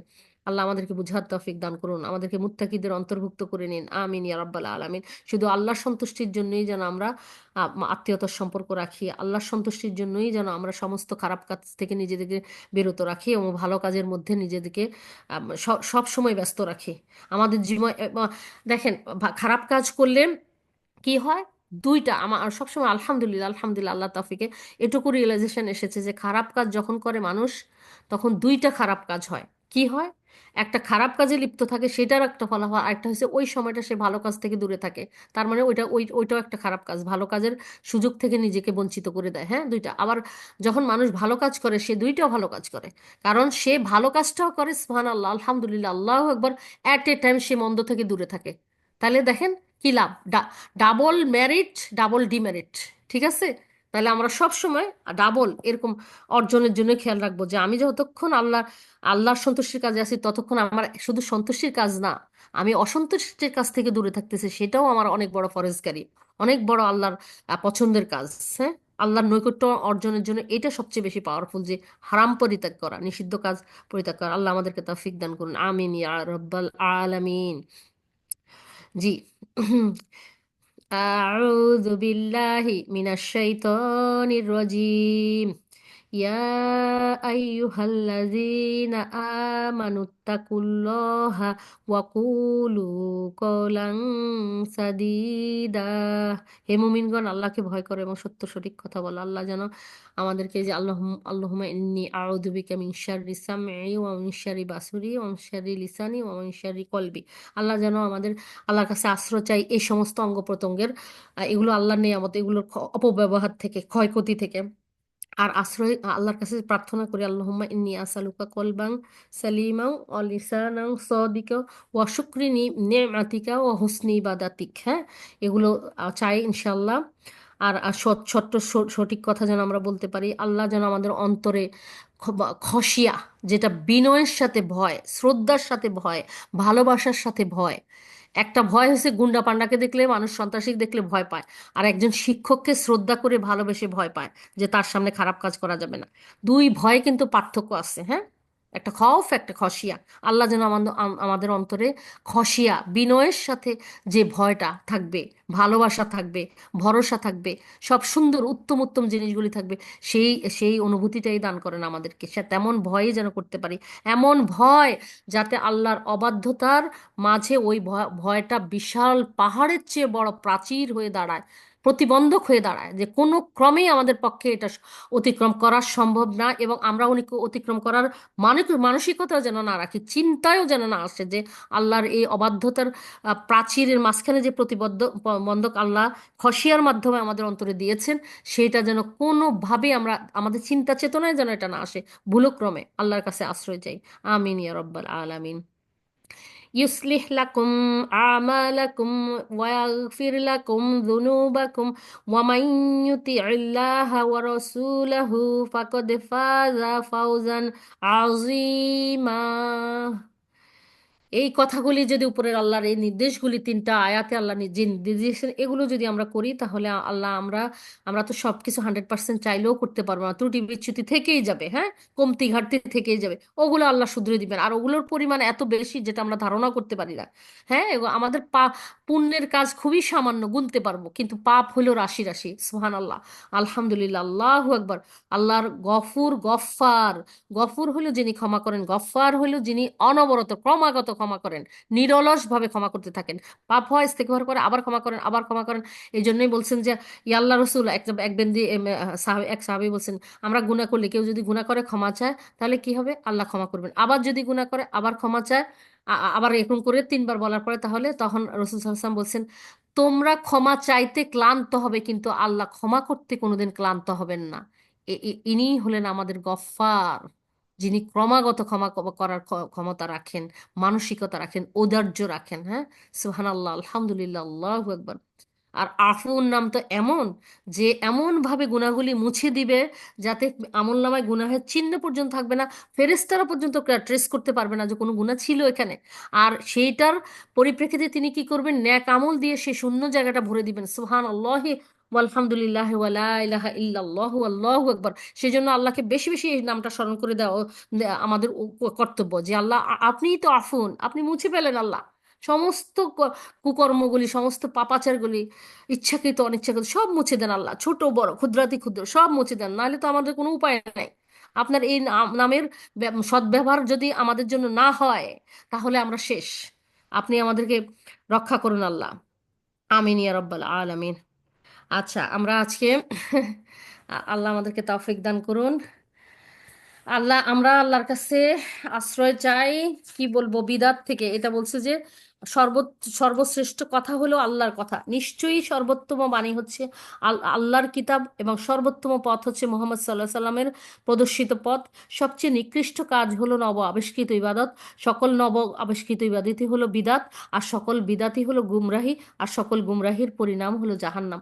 আল্লাহর কাছে আমরা এই সমস্ত কিছু থেকে আশ্রয় চাই। আল্লাহ যেন তার সরল সঠিক পথে আমাদেরকে রাখেন। হ্যাঁ, এই জন্যই বলছে যে সূরা ফাতিহা ম্যান্ডেটরি করার পরে আল্লাহর কাছে সরল পথ প্রার্থনা করা, বক্র পথ থেকে আশ্রয় চাওয়া বান্দার জন্য আল্লাহ ম্যান্ডেটরি করে দিয়েছেন। সেইটার সাথে যদি যখন আমরা ইহদিনা সিরাতাল মুস্তাকিম, এইটার সাথে যদি আমরা অন্তরের একাকার করে আল্লাহর কাছে হিদায়েত প্রার্থনা না করতে পারি, তাহলে আমরা বছরের পর বছর শুধু বলেই যাব, কবিতার মতো আওড়ে যাব। অন্তরের গভীর থেকে যদি হিদায়েত প্রার্থনা না করি, তাহলে সে হিদায়েত আসবে না। বছরের পর বছর 40-50 বছর নামাজ পড়ে যাচ্ছে, কিন্তু হিদায়েত আসে না। কেন? কানেকশন নেই। এই চাওয়ার সাথে অন্তরের অনুভূতির, বিবেক বুদ্ধির চিন্তা চেতনার কোনো কানেকশন নেই। এটা শুধু একটা কবিতার মতো আওড়ানো। সবাই সূরা ফাতিহা পড়তে হবে, না হলে নামাজ হবে না। এই জন্য কিন্তু ফিল করে করে চাইতে হবে, আবার আশ্রয়টাও ফিল করে করে চাইতে হবে। হ্যাঁ, ইনশাল্লাহ। সেই ম্যান্ডেটরি জিনিসটার কথা মনে রাখতে হবে যে আমাদের জন্য আল্লাহ এটা অব্লিগেটরি করে দিয়েছেন, যে না আমরা আল্লাহর কাছে তার সরল সঠিক পথ, হেদায়েতের পথ কামনা করি। যারা নিয়ামত প্রাপ্ত তাদের পথ প্রার্থনা করি, আর যারা ধ্বংসপ্রাপ্ত অভিশপ্ত, হ্যাঁ, পথভ্রষ্ট, তাদের পথ থেকে যেন আশ্রয় চাই। আমাদের জন্য মিক্স হবে না। কারণ দেখেন, সূরা ইউসুফে মনে হয় 101 নম্বর, না 106 নম্বর আয়াতে আল্লাহ বলছেন যে মানুষ আল্লাহর ইবাদতও করবে, সাথে সাথে শিরকও করবে। সেরকম মিশ্রিত ইবাদত যেন আমাদের না হয়। হ্যাঁ হ্যাঁ হ্যাঁ, আলহামদুলিল্লাহ, আলহামদুলিল্লাহ। আলহামদুলিল্লাহ, ইনশাল্লাহ। আল্লাহ সবাইকে দিনের জ্ঞান বাড়িয়ে দিন, দিনের জ্ঞানের উপর আমল করার তৌফিক দান করুন, সে আমল যেন কবুলযোগ্য হয়। আল্লাহ যেন এই আমলের জন্য, আমরা যেন প্রত্যেকটা আমলের জন্য আমরা কৃতজ্ঞতা প্রকাশ করবো, যে আলহামদুলিল্লাহ আল্লাহ, এই নামাজটা পড়তে পেরেছি, আলহামদুলিল্লাহ আল্লাহ এই ভালো কাজটা করতে পেরেছি। এই যে শুকরিয়া আদায় করা, তার মানে এখানে আমার কোনো কৃতিত্ব নেই, সমস্ত কৃতিত্ব আমার রবের। এই যদি হয় আমাদের অবস্থা, তাহলে আল্লাহ নিজের জন্য অবধারিত করে নেবেন আমার এই নিয়ামতটা বাড়িয়ে দেওয়া। তাহলে আমরা এই সুযোগকে কেন হাতছাড়া করব বলেন? আমরা প্রত্যেকটা ক্ষেত্রে, প্রত্যেকটা ভালো কিছু, যে আল্লাহ এই জন্যই বলছেন যে যদি ভালো কিছু দেখো তাহলে আল্লাহর প্রশংসা করো, আর খারাপ কিছু দেখলে নিজেকে তিরস্কার করো। আমরা যেন আল্লাহর এই যে হাদিসে কুদসির হাদিস, এটা যেন আমরা করতে পারি। হ্যাঁ, ইনশাআল্লাহ। তো চলেন আমরা ইনশাআল্লাহ সূরা কফের কিছু কথা বলে আমরা আজকে ইনশাল্লাহ ইয়ে নিয়ে কথা বলবো, আমাদের করণীয় নিয়ে কথা বলবো। এই প্যালেস্টাইন মুসলিম ভাই বোনদের অবস্থা নিয়ে আমাদের কি অবস্থান হওয়া উচিত, সে ব্যাপারে টুকটাক ইনশাল্লাহ নিয়ত রাখছি। আল্লাহ যেন সহজ করেন, আল্লাহ যেন কবুল করেন। আমার মুখ দিয়ে যেন আল্লাহ সত্য সঠিক কথাগুলি, তিনি সন্তুষ্ট হন এমন কথাগুলি সঠিকভাবে আসার তৌফিক দান করে আনেন। সেটা যেন সেটা দ্বারা আমি যেন উপকৃত হই, আপনারা যারা শুনছেন সবাই যেন উপকৃত হন এবং অন্যদেরকে উপকৃত করেন। আমরা যেন আল্লাহর কাছে চাই, হেদায়েত প্রাপ্ত পথপ্রদর্শক হিসেবে আল্লাহ আমাদেরকে কবুল করেন। আমাদেরকে যেন আল্লাহ হেদায়েত করেন, আমরা যেন অন্যের হেদায়েতের উসিলা হইতে পারি। আমিন ইয়া রাব্বাল আলামিন।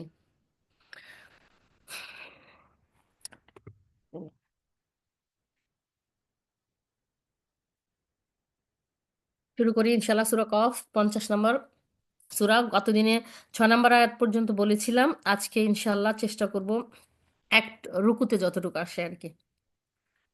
আউযু বিল্লাহি মিনাশ শাইতানির রাজিম। আফালাম ইয়ানজুরু ইলাস সামাই ফাওকাহুম কাইফা বানাইনাহা নাহা ওয়া যায়্যান্নাহা ওয়া মা লাহা মিন ফুরুজ। এর অর্থ হলো, তারা কি আকাশের দিকে তাকিয়ে দেখে না আমি কিভাবে তা নির্মাণ করেছি এবং তাকে সৌন্দর্যমণ্ডিত করেছি এবং তাতে কোনো ফাটলও নেই। আল্লাহু আকবার। আল্লাহ কিভাবে মনে করে দিয়েছেন আমাদেরকে, অনেক সূরায় কিন্তু আল্লাহ এই নির্দেশটা দিয়েছেন যে তারা আকাশের দিকে তাকিয়ে দেখুক, আমার সৃষ্টি দেখুক, সৃষ্টি দেখে তারা চিন্তা ভাবনা করুক যে কত মহান স্রষ্টার এই মহৎ সৃষ্টি, বৃহৎ সৃষ্টি। জি। আউযু বিল্লাহি মিনাশ শাইতানির রাজিম। আচ্ছা, এখানে একটা জিনিস আল্লাহ বলছেন যে তারা কি তাদের উপরস্থিত আকাশের দিকে তাকিয়ে দেখে না আমি কিভাবে ওটাকে নির্মাণ করেছি, কিভাবে তাকে সুশোভিত করেছি, তাতে কোনো ফাটল নেই। তিনটা জিনিস এখানে বর্ণনা করেছেন, যে বিনা স্তম্ভে কোনো খুঁটি ছাড়া আল্লাহ এটাকে প্রতিষ্ঠা করে রেখেছেন। আর দেখেন, আমার সবসময় বিমানে উঠলে এই কথাই মনে হয় যে এটা কোনো মানুষের পক্ষে সম্ভব না। যে মানুষগুলি উম, এই বিমান তৈরি করেছে, তাদেরকে এই মেধা কে দিয়েছেন? আমাদের রব দিয়েছেন। তারা কোথাও কোথায় পেতেন যদি রব না দিতেন? যে টুলসগুলি তারা ইউজ করেছে সেগুলো আল্লাহর, আল্লাহ সেগুলো তৈরি করার, সেগুলো উৎপাদনের ব্যবস্থা আল্লাহ করেছেন, তাহলে সবকিছুই আল্লাহ। আর তারপরেও বানানোর পর এই বিমান যে এত ভারী জিনিসপত্র নিয়ে, মানুষকে নিয়ে যে নিরাপদে হাজার হাজার মাইল এত স্পিডে যাবে এবং হয়ে থাকবে, স্থির আকাশের উপরে থাকবে, ধসে পড়বে না, এইটা যে আল্লাহর কত বড় রহমত, কত বড়, এটা চিন্তাই করা যায় না। মুসলিম অমুসলিম আল্লাহকে যারা ইবাদত করে, যারা করে না, সবাইকে আল্লাহ কত বড় দয়া করেছেন এই ক্ষেত্রে, ধ্বংস করার সাথে সাথে ছিন্ন নিশ্চিহ্ন হয়ে যাওয়ার কথা। অথচ এইটা দেখেও মানুষকে যদি ভাবে যে হায় হায়, কোন রবের অকৃতজ্ঞতা আমরা করছি, এই রবের প্রতি আমাদের কতটা আনুগত্য করা উচিত, কতটা কৃতজ্ঞ থাকা উচিত, তার ইবাদত মানে অক্ষরে অক্ষরে পালন করা উচিত, এরকম করে সে সে ফিল করবে আর কি। আচ্ছা, বলছে যে আর তারকারাজি দিয়ে সুন্দর করে দিয়েছেন, আকাশের দিকে তাকালে মন ভালো হয়ে যায়। হ্যাঁ, কি এত সুন্দর সৃষ্টি দেখে মনে শান্তি প্রশান্তি এসে আসে। তাইলে একদিকে শান্তির উপকরণ, আরেকদিকে চিন্তা ভাবনা, যে ক্ষমতা আল্লাহর কাছে আমরা কিছু চাবো যে আল্লাহ এই যে আপনি আপনি যে বিনা স্তম্ভে এত কিছু করেছেন, এই যে আমাদের জীবনে কত কিছু আসে আমরা যেটাকে অসম্ভব ভাবি, যে কেমন করে সম্ভব, এটা কিভাবে হবে, যে আল্লাহ এই আমাদের দ্বারা অসম্ভবকে সম্ভব করেছেন, সে আল্লাহর জন্য আমাদের চাওয়া পাওয়াগুলি, আমাদের বিপদ দূর করা, আকাঙ্ক্ষা পূরণ করা, তারপরে সবকিছু করা কোনো ব্যাপারই হলো, কোনো ব্যাপারই না তার জন্য। সেই জন্য আমরা এই সৃষ্টির সাথে তুলনা করে করে করে করে আল্লাহর নাম মানে আসমা সিফাত ধরে ধরে, যেই নাম দিয়ে যেভাবে উপকৃত হতে পারি, এইভাবে আল্লাহর কাছে প্রার্থনা করব ইনশাআল্লাহ। তারপরে বলছেন যে অনুরূপ তাতে কোনো অসামঞ্জস্য ও খুঁত নেই। আল্লাহ কোনো জায়গায় কোনো খুঁত নেই আল্লাহ সৃষ্টিতে। ওই যে সূরা মুলকের 3 থেকে 4 নম্বর আয়াত আছে না, তিনি সৃষ্টি করেছেন স্তরে স্তরে সপ্তাকাশ। দয়াময় আল্লাহর সৃষ্টিতে তুমি কোনো খুঁত দেখতে পাবে না, আবার তাকিয়ে দেখো কোনো ত্রুটি দেখতে পাচ্ছ কি? অতঃপর তুমি বারবার দৃষ্টি ফেরাও, সেই দৃষ্টি ব্যর্থ ক্লান্ত হয়ে তোমার দিকে ফিরে আসবে। সুবহান আল্লাহ, আলহামদুলিল্লাহ, আল্লাহু আকবার। কত সুন্দর কথা। সেই সেই রবের আমা- আমরা কিছু হইলে মানুষ সমালোচনা করি, আমরা আল্লাহ আমাদেরকে হেফাজত করুন, আমাদের জবানের হেফাজত করুন, আমাদের চিন্তা চেতনাকে আল্লাহ যেন পরিচ্ছন্ন করে দেন, হ্যাঁ, কলুষমুক্ত করে দেন। আমরা যেন তার এই সৃষ্টি নিয়ে তাদাব্বুর করতে পারি, তাকে জানার জন্য, মানার জন্য, ভালোবাসার জন্য, তার ইবাদতটা যথাযথভাবে করার জন্য। আমিন ইয়া রাব্বাল আলামিন। এখন 7 নম্বর আয়াতে আসছি। আউযু বিল্লাহি মিনাশ শাইতানির রাজিম। ওয়াল আরদ মাদাদনাহা ওয়া আলকাইনা ফিহা রওয়াসিয়া ওয়া আমবাতনা ফিহা মিন কুল্লি জাওজিম বাহিজ। এর অর্থ হলো, আমি বিস্তৃত করেছি ভূমিকে এবং তাতে স্থাপন করেছি পর্বতমালা ও তাতে জন্মিয়েছি নয়ন প্রীতিকর সর্বপ্রকার উদ্ভিদ। উদ্ভিদগুলিকে আসলে জোড়ায় জোড়ায় করেছেন তো সবকিছুকে, যাতে বংশ বিস্তার করতে পারে, হ্যাঁ, ধারাবাহিকতা বজায় থাকে সেজন্য। তো আল্লাহ এখানে দুইটা জিনিসের বর্ণনা করেছেন, যে আমি পৃথিবীকে বিস্তৃত করেছি, তাতে পর্বতমালা স্থাপন করেছি। পর্বতমালা কিভাবে? যাতে পৃথিবী নড়ে চড়ে না যায়, মানুষ যেন স্থিরভাবে বসবাস করতে পারে স্বাভাবিকভাবে, খুঁটি হিসাবে দিয়েছেন, হ্যাঁ। তারপরে কি করেছেন?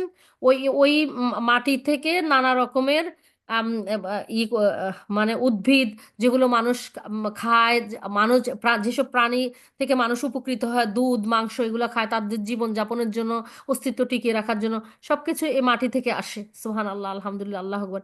এটাই বলছেন যে জোড়ায় জোড়ায় যে নারী পুরুষ হিসাবে সমস্ত সৃষ্টিগুলি আল্লাহ সৃষ্টি করেছেন।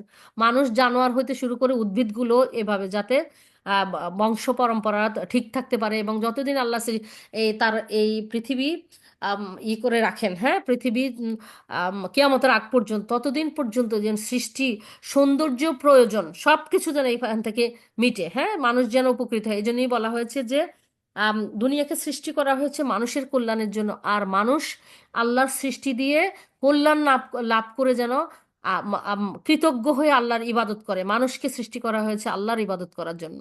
সুবহান আল্লাহ, আলহামদুলিল্লাহ, আল্লাহু আকবার। যাবতীয় নেয়ামত উপভোগ করে সে আল্লাহর সাথে শরিক বিহীনভাবে তার ইবাদত করবে। এই এই জন্যই করা হয়েছে এত সুন্দর সুন্দর জিনিস। চোখের তৃপ্তি হয়, শীতলতা আসে, মনের শান্তি আসে, তারপরে দেহের প্রয়োজন মিটে, সবকিছু চিন্তা করলে, হ্যাঁ, কত কিছু আল্লাহ আমাদের জন্য সৃষ্টি করে রেখেছেন, আর আমরা কি করি, আর কত ভেজাল মিশ্রিত কত কিছু করি। আল্লাহ, আমরা আত্মসমালোচনা করব সব সময়। আমরা নিজেদেরকে বলছে যত বেশি আত্মসমালোচনা করে তত বেশি আত্মশুদ্ধির সম্ভব হয়ে যায়, দ্বার উন্মুক্ত হয়ে যায়। তাহলে মানুষ এই জন্য অন্যের দিকে বেশি না তাকিয়ে নিজের দিকে দেয়। শয়তানের একটা ওয়াসওয়া যে অন্যের দিকে দৃষ্টি দেয়, অমুকের এটা খারাপ, তমুকের এটা খারাপ, এরকম করলে মানুষ নিজের খারাপটা দেখতে পায় না। তাহলে সে, আল্লাহ যেটা বলেছেন যে যে নিজেকে পরিশুদ্ধ করলো সে সফল হলো। শয়তান চায় আমি এত কষ্ট করে এদেরকে এত পাপ কাজ করিয়েছি, সে সে কেন আত্মশুদ্ধি করে সফল হয়ে যাবে, তাহলে তো আমি একাই জাহান্নামে যাব, তারা তো জান্নাতে চলে যাবে। এটা তো হতে দিতে পারা যায় না। এই জন্যই তো সে প্রতিজ্ঞা করে আসছে যে বিভ্রান্ত করবে। সেই জন্য আমরা তার এই চক্রান্তে পা দিব না। হ্যাঁ, আমরা যেন আত্মশুদ্ধির পথে থাকবো। কি করে? নিজের সমালোচনা করব, অন্যের প্রশংসাটা করব। তাহলে কি হবে? সুবহান আল্লাহ, আলহামদুলিল্লাহ, তার জন্য দোয়া আসবে। দোয়া আসলে তার জন্য যে ভালো দোয়া করব, আল্লাহ আর ফেরেশতারা বলবে তোমার জন্য যাই হোক তাই হোক, যা তুমি তোমার ওই ভাই বা বোনের জন্য চেয়েছো। ইনশাআল্লাহ, ইনশাআল্লাহ সব কিছু যেন ভালোটাই আসে। আল্লাহ যেন আমাদের জবানের হেফাজত করার এবং রাগ নিয়ন্ত্রণ করার তৌফিক দান করেন। আমাদের যদি ভুল হয়ে যায় ইমিডিয়েটলি যেন আমরা তওবা ইস্তেগফারের মাধ্যমে নিজেদেরকে পরিশুদ্ধ করে নিই, কারণ মৃত্যু যে কোনো সময় আসবে। ওই অবাধ্যতার ওই পাপিষ্ঠ অবস্থায় যেন আল্লাহর কাছে ফিরে যেতে না হয়। এই সুযোগই শয়তানকে দেওয়া হবে না। শয়তান পাপী অবস্থায়, অবাধ্য অবস্থায়, তওবা ইস্তেগফার না করা অবস্থায় ফিরে যাওয়া মানে হলো শয়তান বিজয়ী হয়ে গেল। হ্যাঁ, আল্লাহর শ্রেষ্ঠ বান্দা হয়ে আমরা নিজেদেরকে পরাজয়ের পরাকাষ্ঠা করিয়ে দিলাম। আল্লাহ আমাদেরকে হেফাজত করুন, আমরা যেন এগুলো মূল্যায়ন করতে পারি, আমাদের সম্মান মর্যাদা যেন পুনরুদ্ধার করে নিয়ে যেতে পারি ইনশাআল্লাহ। আল্লাহ তৌফিকে। জি। আউযু বিল্লাহি মিনাশ শাইতানির রাজিম। তাবসিরাতাও ওয়া যিকরা লিকুল্লি আবিদিন মুনিব। আল্লাহ স্মরণকারী প্রত্যেক ব্যক্তির জন্য জ্ঞান ও ও উপদেশ স্বরূপ। এই যে আল্লাহ কথাগুলি বলেছেন তার সৃষ্টি নিয়ে নিয়ে বাবা, বান্দা যেন চিন্তা ভাবনা করে, কৃতজ্ঞ হয়। আল্লাহর সৃষ্টি সম্বন্ধে গবেষণা করে আল্লাহকে সমালোচনা করার জন্য না, কোরআনের সমালোচনা করার জন্য না, বরং এগুলো দিয়ে মনের উদারতা যেন বেড়ে যায়। সে যেন আরো, মানে যেখানে আমাদের কমতি ঘাটতি আছে সেগুলো যেন আমরা করে আসতে পারি, পার হয়ে আসতে পারি, কাটিয়ে উঠতে পারি। সেজন্য আরো ভালোভাবে ইবাদত করার জন্য, ভালোবেসে ইবাদত করার জন্য, সংকীর্ণতার ঊর্ধ্বে উঠে ইবাদত করার জন্য। তাহলে আমরা যদি, যে আল্লাহকে স্মরণ করবে সেই ব্যক্তির জন্য এগুলো কিন্তু জ্ঞানের উৎস এবং উপদেশ স্বরূপ। এগুলো তার গিয়ে দিয়ে জ্ঞানীরাই শুধু আল্লাহর উপদেশ থেকে, রাসূল সাল্লাল্লাহু আলাইহি ওয়াসাল্লামের উপদেশ থেকে উপকৃত হয়। আমরা যেন তাদের অন্তর্ভুক্ত হতে পারি। আল্লাহ আমাদেরকে সেই জ্ঞান দান করুন, আমিন ইয়া রাব্বাল আলামিন। এটাকেই হলো ইলমান নাফিয়া, যেটা দিয়ে নিজে উপকৃত হবে, অন্যকেও উপকার করবে, অন্যরাও উপকৃত হবে। আর যেটা আমাদের জন্য, আমরা চলে গেলে এই জ্ঞানের উপর আমল হলে সেটা আমরা কবরে শুয়ে শুয়ে তার সওয়াব পাবো ইনশাল্লাহ। এটা আমাদের জন্য সাদগায়ে জারিয়া হবে। তাহলে তেমন উপকারী জ্ঞানের জন্য আমরা প্রার্থনা করবো, আল্লাহ আমাদের সম্পূর্ণ জ্ঞান যেন শুধু তোমাকে সন্তুষ্ট করার উদ্দেশ্যেই হয়। জ্ঞানের পথে ইনশাল্লাহ আল্লাহ আপনার তৌফিকে আমি রওনা দিলাম। আপনি আমাদেরকে সঠিক জায়গায় পৌঁছে দিবেন। আপনার সন্তুষ্টির জন্যই আমাদের এই জ্ঞান অর্জনের চাওয়া পাওয়াটা, নিয়তটা কবুল করে নেবেন। এর উপর আমল করাটা আপনি সহজ করে দিবেন। আর আমল করাটা যে আমলটা করবো সেটা আপনি কবুল করে নেবেন। হ্যাঁ, এরকম করে করে আপনি বলেছেন যে জান্নাতের পথ প্রশস্ত করে দিবেন। আল্লাহ, আপনার চেয়ে বড় ওয়াদা রক্ষাকারী আর কেউ নেই। ও যে বলছিল না যে একবার মানুষ বলছিল শয়তানের খুব সূক্ষ্ম চক্র। আম, আমি এটা মঞ্জুর ইলাহি ভাইয়ের কাছে শুনেছি। বলছে ইমাম শাফেই না যেন গাজ্জালি, ওনারা বলছেন যে জ্ঞান অর্জন করব, মানুষের কাছে বিতরণ করব। তারপরে হলো মানে এটা একটা আনন্দের উৎসব করা শুরু করছেন, কিন্তু মাঝখানে আর জ্ঞান অর্জন করতে পারতেছে না। জ্ঞান অর্জিত হইতে অস্বীকার করেছে। কি কি হাই থটের কথা চিন্তা করেন! জ্ঞান আর অর্জিত হবে না, অস্বীকার করেছে কেন? কারণ ফোকাস চেঞ্জ হয়ে গেছে। যে অনেক জ্ঞান অর্জন করব, মানুষের কাছে বিতরণ করব, কিন্তু এটা সেন্টারে থাকা উচিত ছিল কি? আল্লাহর সন্তুষ্টির জন্য জ্ঞান অর্জন করব, আল্লাহর সন্তুষ্টির জন্য আমল করব, আল্লাহর সন্তুষ্টির জন্য মানুষের কাছে পৌঁছে দিব। সুবহানাল্লাহ! চিন্তা করছেন? তখন নিজেকে শুধরে নেওয়ার পরে আলহামদুলিল্লাহ, আলহামদুলিল্লাহ, জ্ঞানের দ্বার উন্মুক্ত হয়ে গেল, অর্জনের দ্বার। আমাদেরও যেন এমনই হয় যে আল্লাহ, এই মজলিসে বসলাম, এখান থেকে যেন এমন কিছু শিখতে পারি যে কিছুর মাধ্যমে আমি আমার ভুল থেকে বের হয়ে আসতে পারি। আমি যে উত্তম কাজটা আমার দ্বারা করা হয়নি সেই কাজটা যেন আমি সঠিকভাবে, আপনি খুশি হন, আপনি সন্তুষ্ট হন, আপনি কবুল করেন, এমনভাবে করতে পারি। এমন জ্ঞান অর্জন আল্লাহ আমার জন্য সহজ করে সহজ করে দেন। জি। তারপরে এই হলো একটা। আচ্ছা, এখন 9 নম্বরটা। আউযু বিল্লাহি মিনাশ শাইতানির রাজিম। ওয়ানাজ্জালনা মিনাস সামাই মাআম মুবারাকান ফাআমবাতনা বিহি জান্নাতিন ওয়া হাব্বাল হাসীদ। আল্লাহ বলছেন, আকাশ থেকে আমি বর্ষণ করি উপকারী বৃষ্টি, এবং তা দিয়ে বাগান শস্যরাজি সৃষ্টি করি, হ্যাঁ, পরিপক্ক করি শস্যরাজি। এটার মধ্যে ব্যাখ্যা বলা হয়েছে যে পরিপক্ক শস্যরাজি বা কাটা শস্য বলতে সেই ক্ষেতগুলো বোঝায় যেখান থেকে গম, ভুট্টা, জোয়ার, বাজরা, ডাল, ধান ইত্যাদি ফসল হয় এবং তা সুরক্ষিত করে রাখা হয়। সুবহানাল্লাহ, আলহামদুলিল্লাহ, আল্লাহু আকবার। এগুলোর জন্য দেখেন, সারা দুনিয়ার একটা সমস্ত মানুষ মিলেও একটা দানা শস্য উৎপাদন করতে পারবে না যদি আল্লাহর সেখানে অনুমতি না থাকে। কত অসহায়, কত অক্ষম আমরা! কিভাবে আমাদের মনে এত অহংকার আসে! কিভাবে আল্লাহকে ভুলে যাই, আল্লাহর অবদান আমরা ভুলে যাই! আল্লাহ আমাদেরকে হেফাজত করুন, আল্লাহ আমাদেরকে ক্ষমা করুন, আমিন ইয়া রাব্বাল আলামিন। আচ্ছা, এখন 10 নম্বরটা। আউযু বিল্লাহি মিনাশ শাইতানির রাজিম। ওয়ান নাখলা বাসিকাতিল লাহা তালউ তালউন নাদীদ। এটা হলো ও সমুন্নত খেজুর, যাতে আছে গুচ্ছ গুচ্ছ খেজুর। হ্যাঁ, খেজুর কিন্তু জান্নাতেও পাওয়া যাবে ইনশাল্লাহ, যদিও স্বাদে আহ, পার্থক্য থাকবে। হুম। তো বলছেন যে উঁচু উঁচু বৃক্ষরাজি, যাতে আছে কাঁদি কাঁদি খেজুর। হ্যাঁ। তো বলছেন যে স্তরে স্তরে থাকা, থোকায় থোকায় থাকা বহু বাগানের আওতায় খেজুরের গাছও এসে যায়। হ্যাঁ, তবুও তাকে পৃথকভাবে বিশেষ করে আল্লাহ উল্লেখ করেছেন। এ থেকে খেজুরের সেই গুরুত্ব স্পষ্ট হয় যা আরববাসীদের কাছে রয়েছে। দেখেন, যারা হজ উমরা করতে গিয়েছেন তারা জানেন রোজার সময় কেউ যদি একটু খেজুর দিয়ে সাহরি করে আর একটু জমজমের পানি খায়, আবার ইফতার করে, মনে হচ্ছে যেন পেট ভরে গেছে। মানে এত সুস্বাদু! বিজ্ঞানীরাও রিসার্চ করে করেছেন যে এর পুষ্টিগুণ এত বেশি। সুবহানাল্লাহ, আলহামদুলিল্লাহ। এই মুহূর্তে মনে নাই, কিন্তু অনেক এত বড় লিস্ট আছে যে এত পুষ্টিগুণ মানুষের দেহের জন্য উপকারী, কতটা উপকারী। তো আল্লাহর সবকিছুই তো আল্লাহ যা কিছু করেছেন বান্দাকে ভালোবেসে তার কল্যাণের জন্য, সেই জন্য দুনিয়াতেও ভালো থাকে, আখিরাতেও ভালো থাকে। মন্দের দিকটা শুধু আমরাই নিজেরাই বেছে নেই। হুম। আল্লাহ আমাদেরকে এই মহাসত্য উপলব্ধি করা তৌফিক দান করুন। আচ্ছা, শেষ আয়াতটা বলি। আউযু বিল্লাহি মিনাশ শাইতানির রাজিম। রিজকাল লিল ইবাদি ওয়া আহইয়াইনা বিহি বালদাতাম মাইতা কাযালিকাল খুরুজ। আমার বান্দার জীবিকা স্বরূপ, দেখেন কত সুন্দর কথা। আমার বান্দা আবদার করে, আমরা বলি না আমার মা, আমার বাবা, আমার সন্তান, আমার মানে ভালোবাসার, হ্যাঁ, আপন, আমার কাছের। সুবহানাল্লাহ। আমার বান্দাদের জীবিকা স্বরূপ বৃষ্টি দ্বারা আমি সঞ্জীবিত করি মৃত জমিনকে, এভাবে পুনরুত্থান ঘটবে। যারা অস্বীকার করে যে হবে না, আল্লাহই তো শুষ্ক ভূমিকে আবার বৃষ্টির মাধ্যমে উর্বর করে দেন। সেখান থেকে আহ, যেখানে ধ্বংস হয়ে যাওয়া উদ্ভিদ রাজি তো মিশে যায়, কিন্তু নতুন করে আবার নতুন উদ্ভিদ, প্রাণীকুল সব এই জন্ম লাভ করে। তো আল্লাহ এটা দিয়ে করেছেন যে তোমরা যে বলতেছো যে আর হবে না, দেখো তোমাদের অস্তিত্বই যে ছিল না, আমি কিভাবে তোমাদেরকে অস্তিত্ব আনলাম যেখানে ছিলই না। আর এটা তো ছিল, এখান থেকে আনা তো আরো সহজ। আর আসমান জমিনের দিকে তাকিয়ে দেখো, এগুলো সৃষ্টি করা তোমাদের সৃষ্টি করা থেকে কঠিন ছিল।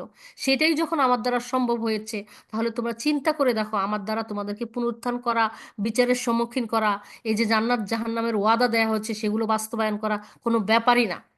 হ্যাঁ, তাহলে তোমরা চিন্তা ভাবনা করো, যদি সত্যিকার অর্থে চিন্তা ভাবনা করো, তাহলে তোমাদের মনের এই যে কুটিল চিন্তা, আল্লাহ সম্পর্কে যে এই নিম্ন স্তরের ধারণা, এগুলো সব চলে যাবে। বরং প্রশস্ত হয়ে যাবে চিন্তা ভাবনার দ্বার, আল্লাহ উন্মুক্ত করে দিবেন।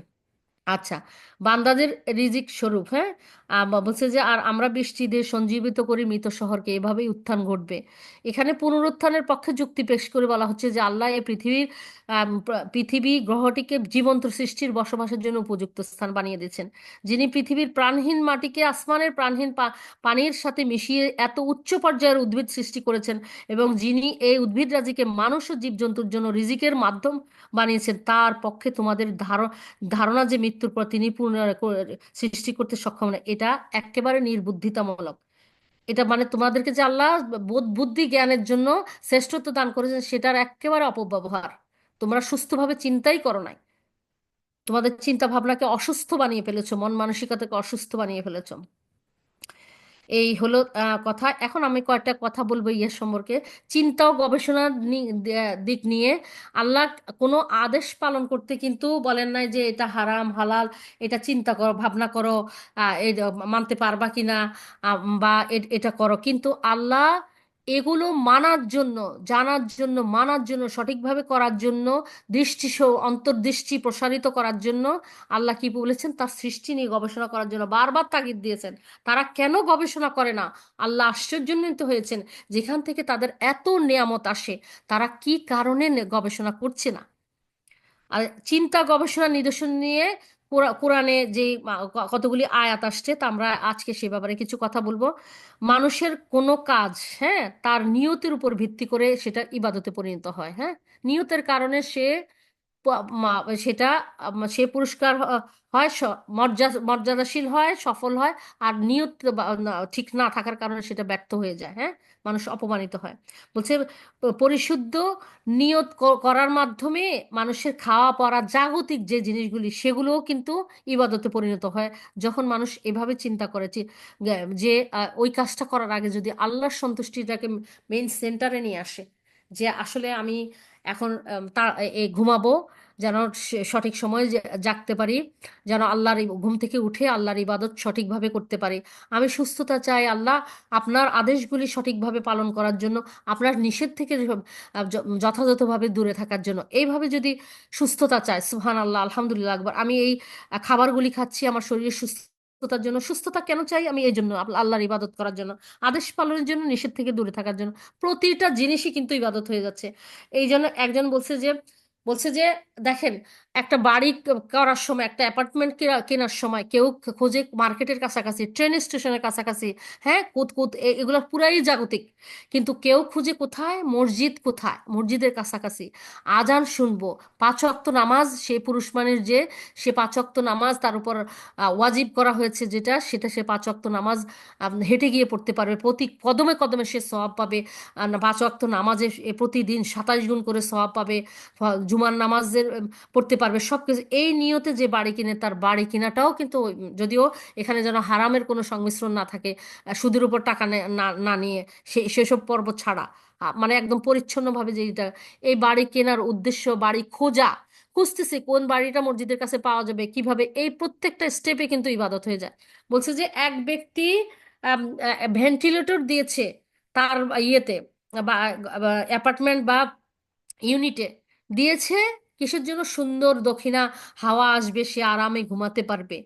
দেখেন, আর এক ব্যক্তি ভেন্টিলেটর দিয়েছে যে এখান দিয়ে সকালে ভোরে মুয়াজ্জিনের সুমধুর আজান ভেসে আসবে, তাহলে সে মসজিদমুখী হয়ে যাবে, জামাতে নামাজ পড়বে। দেখেন, দুই নিয়তের কত পার্থক্য। একজনেরটা হয়ে গেছে ইবাদত, সুবহান আল্লাহ, কত ইবাদত, কত পাওয়ারফুল ইবাদত, সুবহান আল্লাহ, আলহামদুলিল্লাহ, আল্লাহু আকবার। দুনিয়ার জিনিসগুলিকে, এই জন্যই বলেছি যে দুনিয়ার জিনিস নিয়ে চিন্তা করা, কাজ করা, প্রত্যেকটাকে কি করতে হবে? দৃষ্টিশক্তি আখেরাতে নিক্ষেপ করতে হবে, যে এইটা আমি এখানে করব, আখেরাতে আমি কি পাবো, তার আগে চিন্তা করতে হবে এটা আমার রব সন্তুষ্ট হচ্ছেন কিনা, কতটুকু হচ্ছেন, আমি সুন্নাহ অনুসরণ করছেন কিনা। তাহলে দেখেন কত চমৎকার চমৎকার জিনিস আমাদের জন্য। হ্যাঁ, তো বলছে যে বলছে মানুষের চিন্তা ও গবেষণা ইবাদত হিসাবে কখন হবে? এই যে আল্লাহ এইসব ব্যাপারে অনুসন্ধান করা, আল্লাহর পরিচয় লাভ করা, ইমান, এগুলো আমি লাভগুলি ইনশাআল্লাহ বলবো। এখন একটা সুন্দর চমৎকার কথা, হ্যাঁ, ইমাম ইবনুল কয়িম, হ্যাঁ, জাওজি রহেমাহুল্লাহ, তিনি বলেন সেই চিন্তা ও গবেষণাই ইবাদতের মর্যাদা রাখে যা মানুষকে উদাসীনতার জীবন থেকে সচেতন জীবনের দিকে আল্লাহর অপছন্দনীয় বিষয়কে থেকে পছন্দনীয় বিষয়ের দিকে, হ্যাঁ, নিয়ে আসে, যে যে যা যা আল্লাহর অপছন্দনীয় তা থেকে সরিয়ে নিয়ে যা কিছু আল্লাহ পছন্দ করে সেই কাজের দিকে তাকে নিয়ে আসবে। তারপরে মোহ ও লালসার জীবন থেকে সংযম ও অল্প তুষ্টির জীবনের দিকে নিয়ে আসবে, এবং দুনিয়ার কারাগার থেকে পরকালের মুক্তির দিকে নিয়ে আসবে। দেখেন সুবহানাল্লাহ, ক্ষণস্থায়ী থেকে চিরস্থায়ীর দিকে মানুষকে আকর্ষিত করবে, যে আমি চিরস্থায়ী জীবনে কি দিয়ে লাভবান হব, সেই দিকে মানুষের চিন্তা চেতনা কথা কর্মকে ধাবিত করবে। সুবহানাল্লাহ, আলহামদুলিল্লাহ, আল্লাহু আকবার, কি সুন্দর কথা। হ্যাঁ, চিন্তা গবেষণার জন্য কোরআনে কতবার আল্লাহ অনুপ্রেরণা জুগিয়েছেন। হ্যাঁ, আল্লাহ বলেছেন, তারা কি নিজেদের অন্তরে ভেবে দেখে না, আল্লাহ আকাশমণ্ডলী পৃথিবী ও তাদের অন্তর্বর্তী সবকিছু সৃষ্টি করেছেন যথাযথভাবে এবং এক নির্দিষ্ট কালের জন্য। সূরা রুমের 8 নম্বর আয়াতে। তারপরে আবার আল্লাহ বলেছেন যে তারা কি দেশ ভ্রমণ করেনি, তাহলে তারা জ্ঞান বুদ্ধি সম্পন্ন হৃদয় ও শ্রুতি শক্তি সম্পন্ন শ্রবণের অধিকারী হতে পারত। আবার সূরা হজের 46 নম্বর আয়াতে তিনি বলেছেন, বস্তুত চোখ তো অন্ধ নয়, বরং অন্ধ হচ্ছে তাদের বক্ষস্থ হৃদয়, যে হৃদয় আল্লাহর সৃষ্টি নিয়ে গবেষণা করে না, আল্লাহর মাহাত্ম্য, বড়ত্ব, একত্ব, সবকিছুর বিশালতা, শক্তি, সামর্থ্য এগুলো নিয়ে চিন্তা ভাবনা করে না, সৃষ্টির সাথে মিলায় না, আল্লাহর কালামের কথা আর তার সৃষ্টির দিকে মিলিয়ে দেখে না। তাই সেই বক্ষই হলো আসলে অন্ধ। তাদের চোখ আছে কিন্তু অন্তর অন্ধ, জন্য তার পুরাটা জীবনই অন্ধকার। হ্যাঁ, চিন্তা ভাবনা যে ইবাদত যে কারণে, হ্যাঁ, অতীত ও বর্তমান যুগের প্রায় সব আলেম একমত হয়েছেন যে আল্লাহর সত্তা, গুণাবলী, তার সৃষ্টি জগৎ, পার্থিব জীবনের অসারতা, পরকালীন জীবনের পুরস্কার এবং শাস্তি ইত্যাদি সব বিষয়ে চিন্তা ভাবনা করাটা হলো মুস্তাহাব।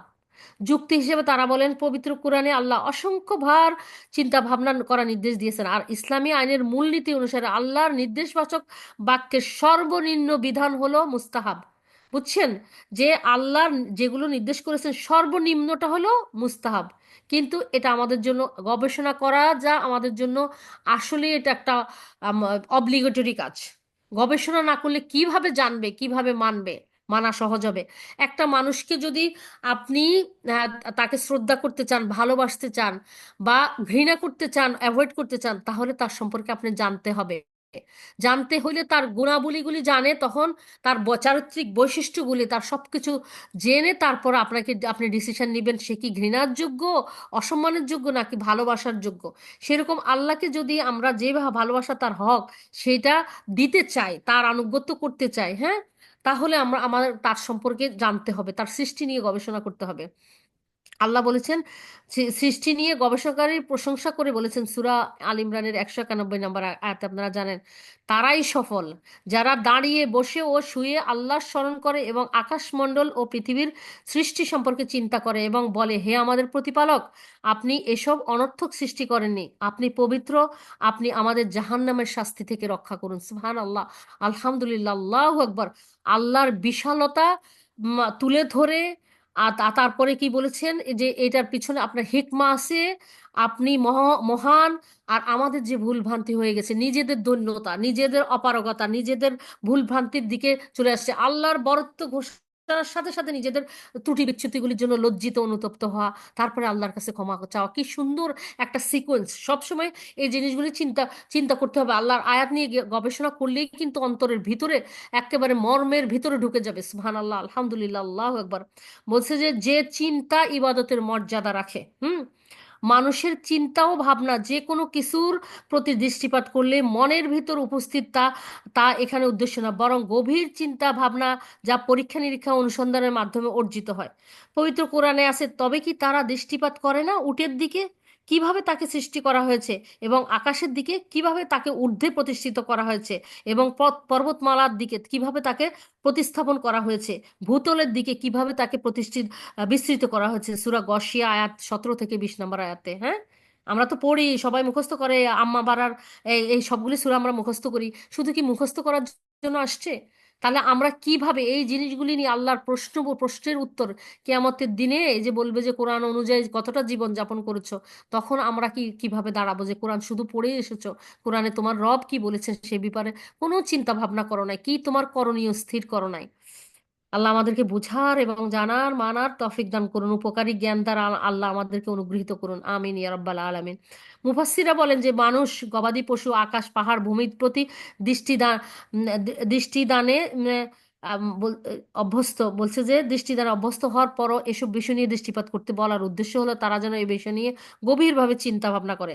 চিন্তার ধারাক্রম হলো, মুমিনের চিন্তা ও গবেষণা উদ্দেশ্যহীন নয়, বরং সে ক্রমেই চূড়ান্ত সত্যের নিকটবর্তী হওয়ার চেষ্টা করবে। কারণ যখনই দেখবে আল্লাহর কথার সাথে সৃষ্টির মিল, তখনই আল্লাহর প্রতি আস্থা বেড়ে বেড়ে যাবে, ভালোবাসা বেড়ে যাবে, শ্রদ্ধা করতে ইচ্ছা করবে যে আমাদের রব এত মহান। হ্যাঁ, তার সৃষ্টি চোখের সামনে এটুকুই দেখতে দেখে এত বৃহৎ, তাহলে তার মহত্ব, বড়ত্ব, একত্ব, ক্ষমতা, সেটা তো কোনো তুলনাই নাই। আবার আল্লাহ বলছেন, সুতরাং সে চিন্তা করুক কি থেকে তাকে সৃষ্টি করা হয়েছে। তাকে সৃষ্টি করা হয়েছে স্খলিত পানি থেকে, যেটা নির্গত হয় মেরুদণ্ড, পন পন এই কি যেন পঞ্জরাস্থির, পিঞ্জরাস্থির, যেটা আমাদের ইয়ে থেকে হয়, নিঃসৃত হয়। হ্যাঁ, পঞ্জরাস্থির মধ্য থেকে নিশ্চয়ই তিনি তার প্রত্যয়নে ক্ষমতাবান। হ্যাঁ, এই এই মানুষকে ফিরিয়ে নিতে এবং পুনরুত্থানের সক্ষম তিনি। সূরা তরিকের 5 থেকে 8 নম্বর আয়াতে আসছে। এখন সর্বোত্তম চিন্তা কি? পৃথিবীতে মানুষ যেসব বিষয়ে চিন্তা গবেষণা ধ্যান করে, দেখেন কত কিছু আবিষ্কার করলো দুনিয়াবি। হ্যাঁ, কত কিছু আবিষ্কার করলো। তো মানুষ সভ্যতা উপকৃত হচ্ছে, মানুষ উপকৃত হচ্ছে, মানুষের জীবন দিন দিন উন্নত হচ্ছে। হ্যাঁ, মানুষের পরিশ্রম কমে যাচ্ছে, আরাম, আয়ের, সুখ শান্তির উপকরণে ভরে যাচ্ছে। তো বলছে যে সবচেয়ে বেশি সর্বোত্তম চিন্তা হলো আল্লাহ ও তার সৃষ্টি নিয়ে চিন্তা এবং গবেষণা করা। কেননা এর মাধ্যমে বান্দা আল্লাহর পরিচয় লাভ করে। পবিত্র কোরআনে আল্লাহর সৃষ্টি নিয়ে চিন্তা গবেষণা করার ব্যাপারে বারবার আল্লাহ তাগিদ দিয়েছেন, উৎসাহিত করেছেন। বলছে, আল্লাহ বলেছেন, তুমি কি দেখো না, আল্লাহ রাতকে দিনে এবং দিনকে রাতে পরিণত করেন, তিনি চন্দ্র সূর্যকে করেছেন নিয়মাধীন, প্রত্যেকটি বিচরণ করে নির্দিষ্ট কাল পর্যন্ত। তোমরা যা করো আল্লাহ সে সম্পর্কে অবগত। সূরা লোকমানের 29 নম্বর আয়াতে। আবার মুমিনরা কেন বেশি উপকৃত হবে এই গবেষণা দ্বারা? চিন্তা গবেষণার মাধ্যমে মুমিনরাই বেশি উপকৃত হয়, কেননা তারা সৃষ্টি জগতের স্রষ্টার পরিচয়, সৃষ্টির রহস্য সম্পর্কে অবগত হয়ে তারা তাদের ইবাদত সহজ হয়ে যায়। আল্লাহ আল্লাহর আদেশ নিষেধ পালন করা তাদের জন্য আল্লাহ সহজ করে দেন। সুবহান আল্লাহ, আলহামদুলিল্লাহ, আল্লাহু আকবার। বলতে আল্লাহ বলেছেন, নিশ্চয়ই বিশ্বাসীদের জন্য নিদর্শন আছে পৃথিবীতে এবং তোমাদের মধ্যেও, তোমরা কি অনুধাবন করবে না? সূরা জারিয়াতের 20 থেকে 21 নম্বর আয়াতে। আর চিন্তা গবেষণার যত উপকার, হ্যাঁ, এগুলো হলো মনীষীরা বলেছেন যে আল্লাহর চিন্তা ও গুণাবলী এবং তার সৃষ্টি নিয়ে চিন্তা গবেষণার অনেকগুলি উপকার আছে। তার মধ্যে কিছু কিছু এই যে, ইমান মজবুত হয়, দৃঢ়তা লাভ করে। তারপরে আমলের আগ্রহ হয়, ইবাদত করার আগ্রহ জন্মে। আল্লাহর হক সম্পর্কে, যে আল্লাহ আমাদেরকে সৃষ্টি করেছেন তার ইবাদত করার জন্য, তখন সেই ইবাদতটা মন প্রাণ ঢেলে উজাড় করে তার তার প্রতি ভালোবাসায়, মানে পরিপূর্ণতা দিয়ে, তখন সেই ইবাদত করা সহজ হয়ে যায়। আল্লাহ সম্পর্কে যত, আখিরাত সম্পর্কে যত কথা সম্পর্কে যত সংশয় থাকে সেগুলো দূর হয়ে যায়। মানুষের পক্ষে পাপ পরিত্যাগ করা সহজ হয়। মানুষের অন্তর নরম হয়ে যায়। আল্লাহর জবাবদিহিতার জন্য সে নিজেকে তৈরি করে। আল্লাহ দেয়া নিয়ামতের অপব্যবহার থেকে নিজেকে বিরত রাখে। বরং সেগুলোকে সদ্ব্যবহার করে যেন দুনিয়ায় এমন উপকার লাভ করে, যাতে সেই উপকার আখেরাতে উপকৃত হওয়ার পথ উন্মোচন করে দিবে। হ্যাঁ, আম, আহ, এইটা তারপর হলো অন্তর্দৃষ্টি খুলে যায়। হ্যাঁ, তার ভালো মন্দ, হক বাতিল সে আলাদা করতে পারে। হ্যাঁ, আল্লাহর ভালোবাসা পরিচয় লাভ করা সম্ভব হয়। আরো অনেক কিছু, অনেক কিছু। হ্যাঁ, এই যে মানুষ যত বিভ্রান্তি থেকে সে দূরে সরে থাকতে পারে। আল্লাহ বলছে না, আল্লাহর ব্যাপারে যে সচেতন হয় আল্লাহ তাকে হক বাতিল আলাদা করার ইয়ে করেন, আল্লাহ সে হিকমা দান করেন। তাইলে চিন্তা না করার পরিণতি, যারা তাদের ইন্দ্রিয় শক্তির দ্বারা সত্য উপলব্ধি করার চেষ্টা করে না, তাদের ব্যাপার হচ্ছে, আমি তো বহু জিন ও মানুষকে জাহান্নামের জন্য সৃষ্টি করেছি। তাদের হৃদয় আছে কিন্তু তারা উপলব্ধি করে না, তাদের চোখ আছে কিন্তু তারা দেখে না, তাদের কান আছে কিন্তু তা দ্বারা শ্রবণ করে না, মানে উত্তম কথা শোনে না, ভালো কিছু দেখে না, সেই জন্য সবকিছু। হ্যাঁ, এবং তাদের বলছে তারা পশুর মতো, বরং তার চেয়ে অধিক বিভ্রান্ত, উদাসীন। হ্যাঁ, তো বেশি লোভী, বেশি হিংস্র, যেগুলোর উদাহরণ আমরা একটু আগে বা একটু পরে দিব, হ্যাঁ, সূরা আরাফের 179 আয়াতে, হ্যাঁ। আর এই জন্যই যারা চিন্তা ভাবনা করবে, গবেষণা করবে, তাদের হৃদয় সবকিছু কাজে লাগবে, এবং তারা নিজেদেরকে যে যে আমরা আল্লাহর রঙে তারা জীবন রাঙাতে সক্ষম হয়ে যাবে, হ্যাঁ। আর সব প্রত্যেকটা তারা অঙ্গ প্রত্যঙ্গ দিয়ে তারা তেমন কাজই করবে যা যা কিছু করলে আল্লাহ সন্তুষ্ট থাকেন। আল্লাহ আমাদেরকে ক্ষমা করেন ভুলভ্রান্তি থেকে। আল্লাহ আমাদের সবার চিন্তা চেতনাকে পরিশুদ্ধ করুন, সেই চিন্তা চেতনা দ্বারা যেন উপকারী ইলম যেটা, হ্যাঁ, এটা অর্জন করতে পারি ইনশাআল্লাহ, নিজে উপকৃত হই, অন্যকে উপকৃত করি, সেই ইলম যেন আমাদের জন্য সাদগায়ে জারিয়া হয়। আমিন ইয়া রাব্বাল আলামিন। এখন আমরা যে কথাগুলি বলবো সেটা হলো, শেষে পরিশেষে এটুকুই কথা বলবো যে আল্লাহ বলেছেন সূরা আল ইমরানের 110 নম্বর আয়াতে, আমরা এখন ইয়ের প্রসঙ্গে চলে আসি। এই যে এই শেষ শেষ কথা থেকে যে আমাদের চিন্তা শক্তিকে কাজে না লাগাইলে মানুষ কেন অন্যায় করে, পাপাচার করে, কারণ সে বিশ্বাস করে না যে পরকাল করে বলে কিছু আছে। পরকালে আল্লাহর সামনে দাঁড়াতে হবে, জবাবদিহিতা করতে হবে। সে বিশ্বাস করে না যে তার দুই কাঁধের ফেরেশতা তার কৃতকর্ম লিখছে, সেই কৃতকর্মের জন্য হয় সে শাস্তি পাবে, নাইলে সে পুরস্কার পাবে, হ্যাঁ।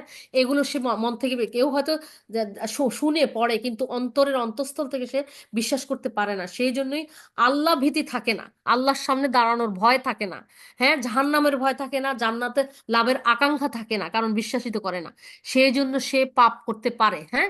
এই যে মানুষগুলি এখন অন্যায় অহংকার, আল্লাহ অল্প একটু সময়ের জন্য তাদেরকে ক্ষমতা, শক্তি, অর্থ, সম্পদ, জ্ঞান সবকিছু দিয়ে পরীক্ষা ফেলে দিয়েছেন, আর তারা কি করছে?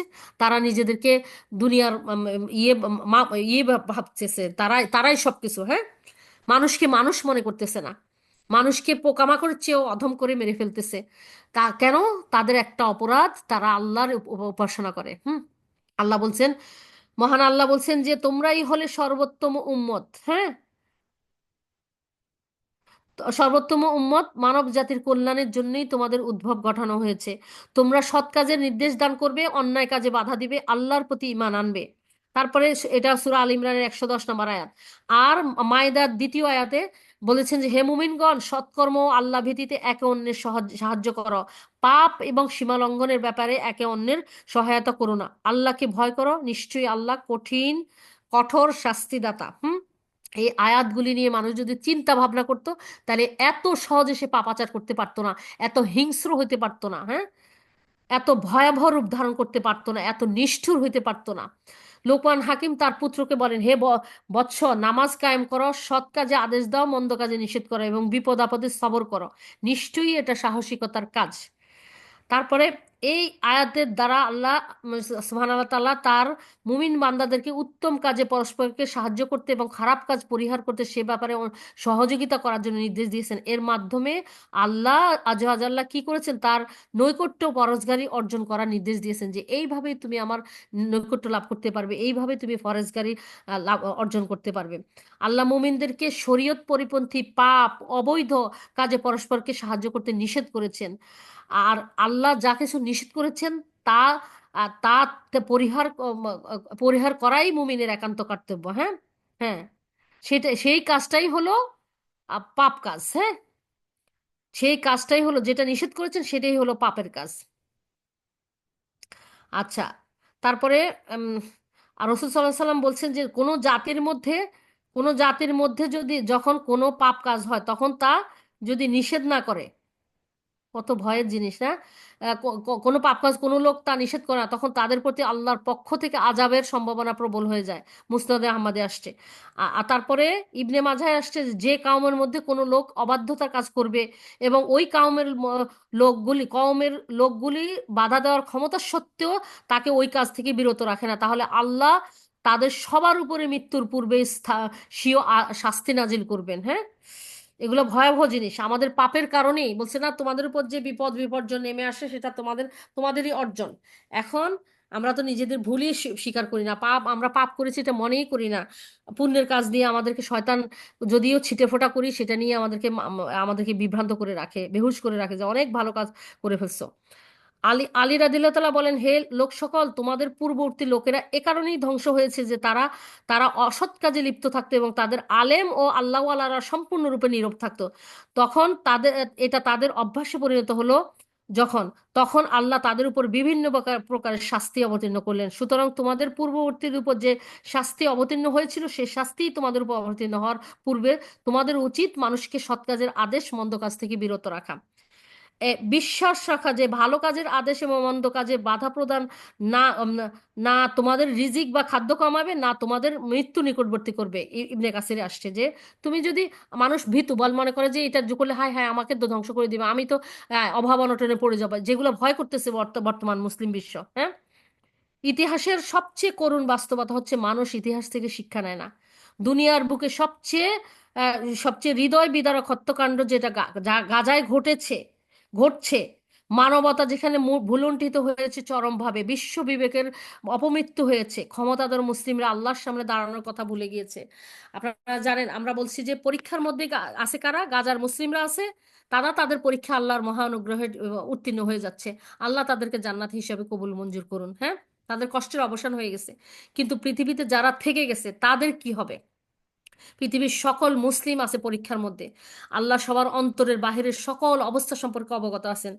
আল্লাহর রহমতে গাজার মুসলিমরা ইমানের সাথে শহীদ মৃত্যু লাভ করে তাদের পরীক্ষার সফলতার সাথে ইনশাল্লাহ উত্তীর্ণ হবেন। বাকি থাকলো কি, মুসলিমদের পরীক্ষা হচ্ছে কিয়ামত দিবসের একমাত্র বিচারক আল্লাহ সব দেখছেন, তার ফেরেশতারা সব রেকর্ড করছে মানুষের পালাবার জায়গা কোথায় থাকবে। এর আগে আমি একটা ইয়ে নিয়ে বলতেছি, সেটা হলো ওয়াইসি। হ্যাঁ, ও আইসি।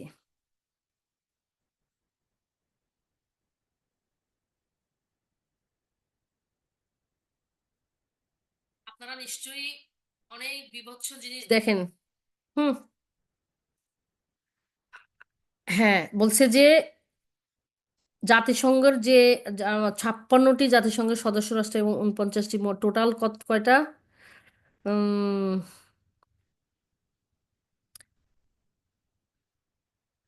কত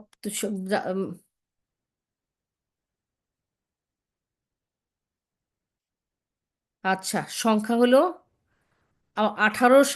2018 সালের অনুযায়ী 57টা। হ্যাঁ, 57টা দেশ ওআইসির সদস্য। মুসলিম সংখ্যাগরিষ্ঠ দেশ তো কয়েকটাই আছে, তারপর অনেকগুলি মুসলিম দেশ আছে যদিও ওআইসির সদস্য সবাই না।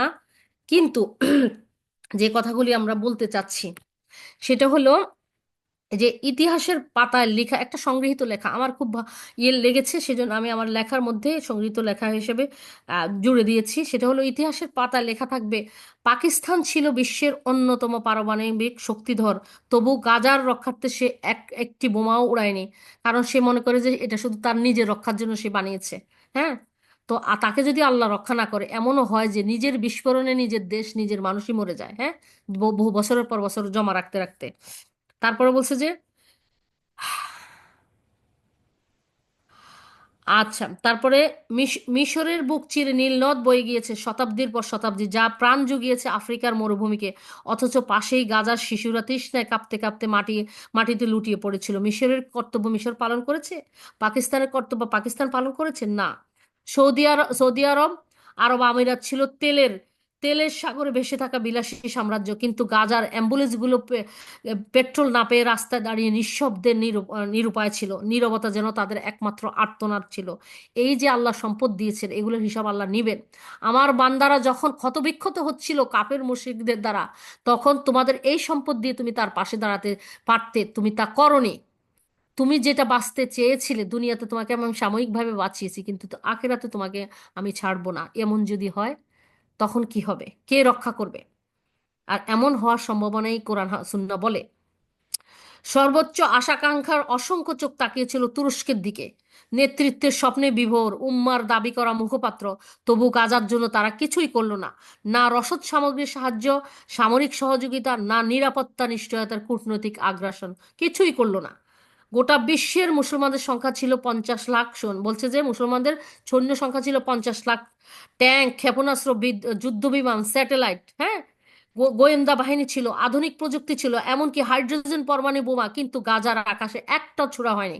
ইরানও ছোড়েনি, ইরাকও ছোড়েনি, কেউ না, গাজার দিকে কেউ হাঁটেনি। সব কিছু থাকবে ইতিহাসে, গাজার মতোই কাশ্মীর, তারপরে হলো উইগর, রোহিঙ্গা, সব পৃথিবীর প্রান্তে প্রান্তে জুলুমাতের অন্ধকারে থাকা মুসলমানদের কথা। তবে সবচেয়ে করুণভাবে লেখা থাকবে, তারা চুপ চুপ ছিল, আমার পশম কাটা দিয়ে যাচ্ছে, সবাই নীরব ছিল, মৃত্যুর চেয়ে গভীর ছিল সে নীরবতা, সে নির্মতা। মহামহিম আল্লাহ বলেন, তোমাদের কি এই ধারণা যে তোমরা জান্নাতে চলে যাবে, অথচ সে লোকদের অবস্থা অতিক্রম করনি যারা তোমাদের পূর্বে অতীত হয়েছে, তাদের উপর এসেছে বিপদ ও কষ্ট, আর এমনিভাবে শিহরিত হতে হয়েছে নবী ও তার প্রতি যারা ঈমান এনেছিল তাদেরকে। এ পর্যন্ত এই কথা বলতে হয়েছে যে কখন আসবে আল্লাহর সাহায্য, তোমরা শুনে নাও, আল্লাহর সাহায্য একান্ত নিকটবর্তী। সূরা বাকারার 214 নম্বর আয়াতে। অবশ্যই অবশ্যই আল্লাহর সাহায্য আসবে। তারা পানির পিপাসায় হয়ে গেছে, যার পানি দেওয়ার সামর্থ্য ছিল সে যখন পানি দেয়নি, সে বুভুক্ষ থাকবে কিয়ামতের দিনে। কিন্তু যারা পিপাসার্থ হয়ে আল্লাহর রহমতের তখনও আল্লাহ বিমুখ হয়নি, তাদের মুখ দিয়ে উচ্চারিত হয়েছে সুবহান আল্লাহ, আলহামদুলিল্লাহ, আল্লাহু আকবার, লা ইলাহা ইল্লাল্লাহ, লা ইলাহা ইল্লাল্লাহ। যখন বোমা পড়তেছে তাদের মুখ দিয়ে আসতেছিল লা ইলাহা ইল্লাল্লাহ। যেই মুসলিমগুলি সামর্থ্য থাকা সত্ত্বেও তাদেরকে সহযোগিতা করে নাই, তাদের মুখ দিয়ে কি লা ইলাহা ইল্লাল্লাহ আসবে? এই গ্যারান্টি তারা দিতে পারে? আনবেন আল্লাহ? আল্লাহই ভালো জানেন। তারপরে বলছেন, ওই যে বলছে না, কালকে রাতে পেলাম একটা যে যে মা প্রেগনেন্ট ছিল, হ্যাঁ, এ, মানে সন্তান সম্ভবা, এই খুবই আসন্ন সম্ভবা, বোমার শব্দের চোটে তার পেট বাস্ট হয়ে সন্তানটা ছিটকে পড়ে গেছে। বলছে যে তুলার মতো তাদের সন্তানের বিচ্ছিন্ন দেহের অঙ্গ প্রত্যঙ্গগুলি উড়ে যাচ্ছে, মাথা ছিন্ন বিচ্ছিন্ন হয়ে যাচ্ছে, অঙ্গ উড়ে যাচ্ছে তুলার মতো, হাত পা। এই দৃশ্য মা বাবা দেখছে। চিন্তা করেন, বলছে যে আপনাকে আল্লাহ ওই পজিশনে রাখেন নাই, আপনি কত বড় সৌভাগ্যবান, আল্লাহর শুক্রিয়া আদায় করে তারপরে তাদের জন্য আপনার করণীয় সবটুকু করেন। আপনাকে করতেই হবে সবটুকু, নাহলে আল্লাহর থেকে, আল্লাহর বিচার থেকে আপনাকে কেউ রক্ষা করতে পারবে না। আল্লাহ সব তুলে ধরবেন। কি ছিল সামর্থ্য আপনার? অন্তর থেকে ঘৃণা করা, তা আল্লাহর দোয়া কবুলের মুহূর্তে দোয়া করা, অর্থনৈতিক সাহায্য দেওয়া, বা যাদের সামর্থ্য আছে তাদেরকে বলা। হ্যাঁ, তারপরে ওই আরেকটা জিনিস যে কথা বলছে যে রাসূল সাল্লাল্লাহু আলাইহি ওয়াসাল্লাম বললেন যে তোমাদের মধ্যে থেকে যে ব্যক্তি গর্হিত মন্দ কাজ হতে দেখবে সে যেন তা আপন হাত দ্বারা প্রতিহত করে, যদি তার সামর্থ্য না থাকে তবে মুখ দ্বারা, যদি তাও সম্ভব না হয় তবে হৃদয় দিয়ে ওই মন্দ কর্মের প্রতি ঘৃণিত ভাব পোষণ করবে। এটা হচ্ছে দুর্বল ইমানের দুর্বল স্তর। সেই কথা সেটাও প্রকাশ করে না যে আমাদের কোনো ব্যাপার না, কিছু করার নাই। হ্যাঁ, এইভাবে নিজেদেরকে দায়মুক্ত করেছে। আল্লাহর কাছে, মানুষের কাছে দায়মুক্ত হয়েছে, কিন্তু মহাবিচারকের কাছে কিভাবে দায়মুক্ত হবে? মহামহিম আল্লাহ বলেছেন, আর তাদের কাছে সে জনপদের অবস্থা সম্পর্কে জিজ্ঞেস করো যা ছিল নদীর তীরে অবস্থিত। যখন শনিবার দিনে নির্দেশের ব্যাপারে সীমা অতিক্রম করতে লাগলো, যখন আসতে লাগলো মাছগুলো তাদের কাছে শনিবার দিন পানির উপর, আর যেদিন শনিবার হতো না, আসতো না, এভাবে আমি তাদেরকে পরীক্ষা করেছি, তা কারণ তারা ছিল নাফরমান। আর যখন তাদের মধ্য থেকে এক সম্প্রদায় বলল, কেন সে লোকদের সদুপদেশ দিচ্ছ যাদেরকে আল্লাহ ধ্বংস করে দিতে চান কিংবা দিতে চান কঠিন আযাব, তখন সে যারা নিজেরা পাপ করে নাই এবং পাপ থেকে বাধা দিয়েছে, তারা বলেছে তোমার পালনকর্তার সামনে দোষ ফুরাবার জন্য, এবং এজন্য যে তারা যেন ভীত হয়। কারণ আল্লাহ বলেছেন মুমিনরা কি করবে, সৎ কাজের আদেশ দিবে, অসৎ কাজ থেকে নিষেধ থাকবে, সমস্ত সর্বশক্তি দিয়ে। হ্যাঁ, তারপরে অতপর যখন তারা সেসব বিষয় ভুলে গেল যা তাদেরকে বোঝানো হয়েছিল, তখন আমি সেসব লোককে মুক্তি দিলাম যারা মন্দ কাজ থেকে বারণ করত, আর পাকড়াও করলাম গুনাহগারদেরকে নিকৃষ্ট আযাবের মাধ্যমে তাদের নাফরমানির জন্য। এদের মধ্যে তারাও ছিল যারা পাপ করে নাই কিন্তু ওদেরকে সমর্থন করেছিল বা নীরব ছিল। এই যে যারা ক্ষমতা থাকা সত্ত্বেও নীরব ছিল, তাদের জন্য কি অপেক্ষা করছে? তাদের জন্য অশনি সংকেত। আমরা এখন বলছে যে উপরের আয়াতগুলোতে তিনটি দলের কথা উল্লেখ করেছেন, কিন্তু মুক্তিদানের কথা বলেছেন একটি দলের, যারা নিজেরা আল্লাহর আদেশ অমান্য করেনি এবং অন্যকে আল্লাহর আদেশ অমান্য করার ক্ষেত্রে নিষেধ করেছিল, বাধা দিয়েছিল। যে দলটি নিজে আল্লাহর আদেশ অমান্য করেনি কিন্তু যারা যারা করেছে তাদের নিষেধ করেনি, বাধা দেয়নি, এদের শাস্তিও তাদের মতো হয়েছিল যারা আদেশ অমান্য করেছে। কত ভয়াবহ ব্যাপার! এবার চিন্তা করেছেন যারা চুপ আছে, নীরব আছে, তারা আল্লাহর কোন পাকড়ার মধ্যে পড়বে? ও যে অন্যায় যে সহে আর অন্যায় যে করে আর সহ্য করে, হ্যাঁ, সমর্থন করে, নীরব থাকে, সবাই এক সমান অপরাধী। হ্যাঁ, শুধু ইয়াহুদি নাসারারা হবে না, বিচারের সম্মুখীন হবে না, সবচেয়ে ভয়াবহ বিচারের সম্মুখীন হবে যে যে মুসলিমরা একত্র হয় নাই। তাদের এত কিছু ছিল, আল্লাহ তাদেরকে এত কিছু দিয়েছেন, তখন বলেছে যে রসুল সাল্লাহ সাল্লাম বলেছেন, তোমরা মানুষদেরকে ন্যায়ের আদেশ করবে এবং অবশ্যই অন্যায় থেকে নিষেধ করবে, যদি না তা করো তাহলে আল্লাহ আল্লাহ তার পক্ষ থেকে তোমাদের উপর শাস্তি প্রেরণ করবেন। এরপর এমন এমন সময় আসবে তোমরা তার নিকট প্রার্থনা করলেও তিনি তা প্রার্থনা কবুল করবেন না। এখন যে কথাটা বলতে চাচ্ছি সেটা হলো, আমাদের পাপ এমন হয়েছে, অন্যায় দেখে নীরব দেখে আমরা, আমাদের তো কিছু হচ্ছে না, এত আত্মকেন্দ্রিক এত স্বার্থপর হওয়াতে কি হচ্ছে, এখন বলছে না তোমরা যে বাধা দিচ্ছ না, আল্লাহ কি করছেন, দোয়া কবুল করছে। কোটি কোটি মানুষ হাত তুলছে কিন্তু আমরা দেখছি না। বলছে দোয়া কবুল না হলে নিজের দিকে ফিরে তাকাও, তুমি কি হারাম বা অন্ন বস্ত্র বাসস্থান পানীয় মধ্যে আসো কিনা, তোমার দোয়া কবুল কেন হচ্ছে না? তুমি কি অন্যায় কাজে নীরব সমর্থন করেছো, সরব সমর্থন করেছো, কি করেছো? আর সৎ কাজের আদেশ দাওনি তুমি? এই যে এগুলো সব হাদিস কি বললো, যে অন্যায় কাজের আদেশ, নিষেধ না করলে, বাধা না দিলে এবং সৎ কাজের আদেশ না করলে এক সময় আসবে যে আল্লাহ আযাব তো, শাস্তি তো প্রেরণ করবেনই, এবং দোয়া করলে সেই দোয়া কবুল করবেন না। এই যে কোটি কোটি মানুষ হাত তুলছে, তারা সবাই নিজেদের দিকে তাকিয়ে রাখুক, তাকিয়ে দেখুক যে তাদের নিজেদের জীবনে কেন আমাদের দোয়া কবুল হচ্ছে না, হয় নাই। না, বলছে যে আল্লাহর প্রতি সুধারণা ঠিক রেখে যে আমাদের কোথায় ত্রুটি আছে, আমাদের কোথায় ভুলভ্রান্তি আছে, আমরা আল্লাহর কাছে ইস্তেগফার করব, যাব মানে আল্লাহর নাফরমানির জন্য, ভুলের যে ভুলভ্রান্তির জন্য শুকরিয়া আদায় করব, যাবতীয় নিয়ামতের জন্য। আমরা কি করব, আমাদের বিলাসী জীবন থেকে আমরা বলবো কি করার আছে, না কি করব, তাই বলি কি আমরা ঈদ করব না? গতকালকে আমি জানি না আপনাদের সাথে একটু শেয়ার করেছি, যে সৌদি আরবের দেখাইলো যে ঈদের দিনে সব ইমামরা মিলে কেক কাটতেছে। হ্যাঁ, আমাকে এক বোন পাঠাইলেন, কেক কাটতেছে যখন গাজায় এরকম হচ্ছে। তো আমরা কেক কাটাও তো এই এই ধরনের হ্যাঁ, বলছে যে এই গ্র্যান্ড ইমামরা তারা এই কাজ করতেছে, তখন তারা কি একবারও তাদের বুক কাঁপে নেই? তারা তো কোরআনের আয়াত পড়ে কাঁদেন, অঝরে কাঁদেন যখন তেলাওয়াত করেন, যখন এই কিয়ামুল লাইল পড়েন, তখন তাদের মনে হয় নাই যে আমাদের ভাইয়েরা আজকে যে অবস্থা, তারা 1 বছর আগে বা 2 বছর যখন এই এই ঘটনা শুরু হওয়ার আগে তারা কি এরকম কখনো, তাদেরও একটা সুস্থ সুন্দর স্বাভাবিক জীবন ছিল, তারা কি কখনো ভাবতে পেরেছে তাদের জীবনে এরকম দুর্যোগ আসবে? আমরা আজকে নিরাপদ, আগামী দিন আমার জন্য কি অপেক্ষা করছে, যদি দুনিয়াতে অপেক্ষা না করে তাহলে আখিরাতে কি অপেক্ষা করছে, আমরা কি ভাববো না? তখন কত ভয়াবহ ব্যাপার, একদিকে খাওয়া পাচ্ছে না মরে যাচ্ছে, আরেকদিকে বিলাসিতা খাবার। আমাদের হবে আমাদের খাবারকে সংযম করতে হবে, আমাদের পোশাক আশাক খরচ, জীবনের খরচগুলিকে সংকুচিত করে, যেটা না হইলেই নয় সেটা থেকে সেভ করে। এই যে আমার এক বোন গাজার জন্য 40,000 টাকা পাঠিয়েছেন, আমি ইনশাল্লাহ গাজার পানি ইয়ের জন্য ওই যে হিউম্যান অ্যাপিলের মাধ্যমে আমি পাঠিয়ে দিব ইনশাল্লাহ। তো দেখেন, এই যে আমাদের করণীয় কি কিছু নাই? তো সে কেউ কেউ বলবে আমরা দোয়া ছাড়া আর কি করতে পারো, আরো অনেক কিছু করতে পারো।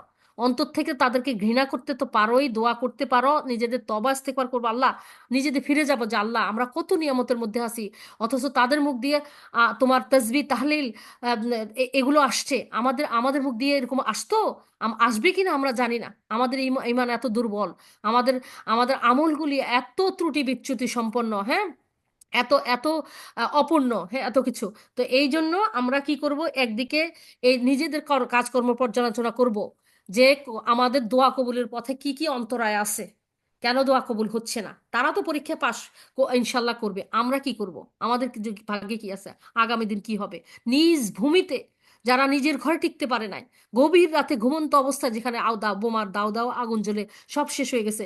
আমি গত একটা একটা একটা ভিডিওতে বললো যে আপনারা সহ্য করতে পারবেন না, একটা বাবা তার সন্তানকে কোলে কোলে নিয়ে আসে, জ্বলন্ত দগ্ধ হয়ে যাওয়া সন্তান, সন্তানের মাথা নাই, হাত পা না, কি টুকরা হয়ে আছে, হাড়গুলি সব বের হয়ে গেছে জ্বলে, মাংস জ্বলে পুড়ে, সেই বাবা বেবলার মতো তাকে আছে। আপনি কল্পনা করতে পারবেন সেই বাবার বাবার মনের অবস্থা? আমরা অল্প কিছু হলে আল্লাহর অভিযোগ করি আমরা ভালো নাই, আমরা ভালো নাই, তারপর আমরা কোনো রকমে এটা সেটা করে দায় সারা গোছে করি যে হ্যাঁ দোয়া তো করছি ফিলিস্তিনিদের জন্য, এরকম। আমরা কি কি করণীয় আমাদের স্থির করতে হবে, আমাদের বিলাসী জীবনের কাটছাঁট করতে হবে, আমরা অনবরত তাদের জন্য রোদন করতে হবে, নিজেদের পাপের জন্য রোদন করতে হবে আল্লাহর কাছে, নিজেদের নিয়ামতের জন্য আল্লাহর কাছে অকাতরে চোখের পানি ফেলে শুকরিয়া আদায় করতে হবে।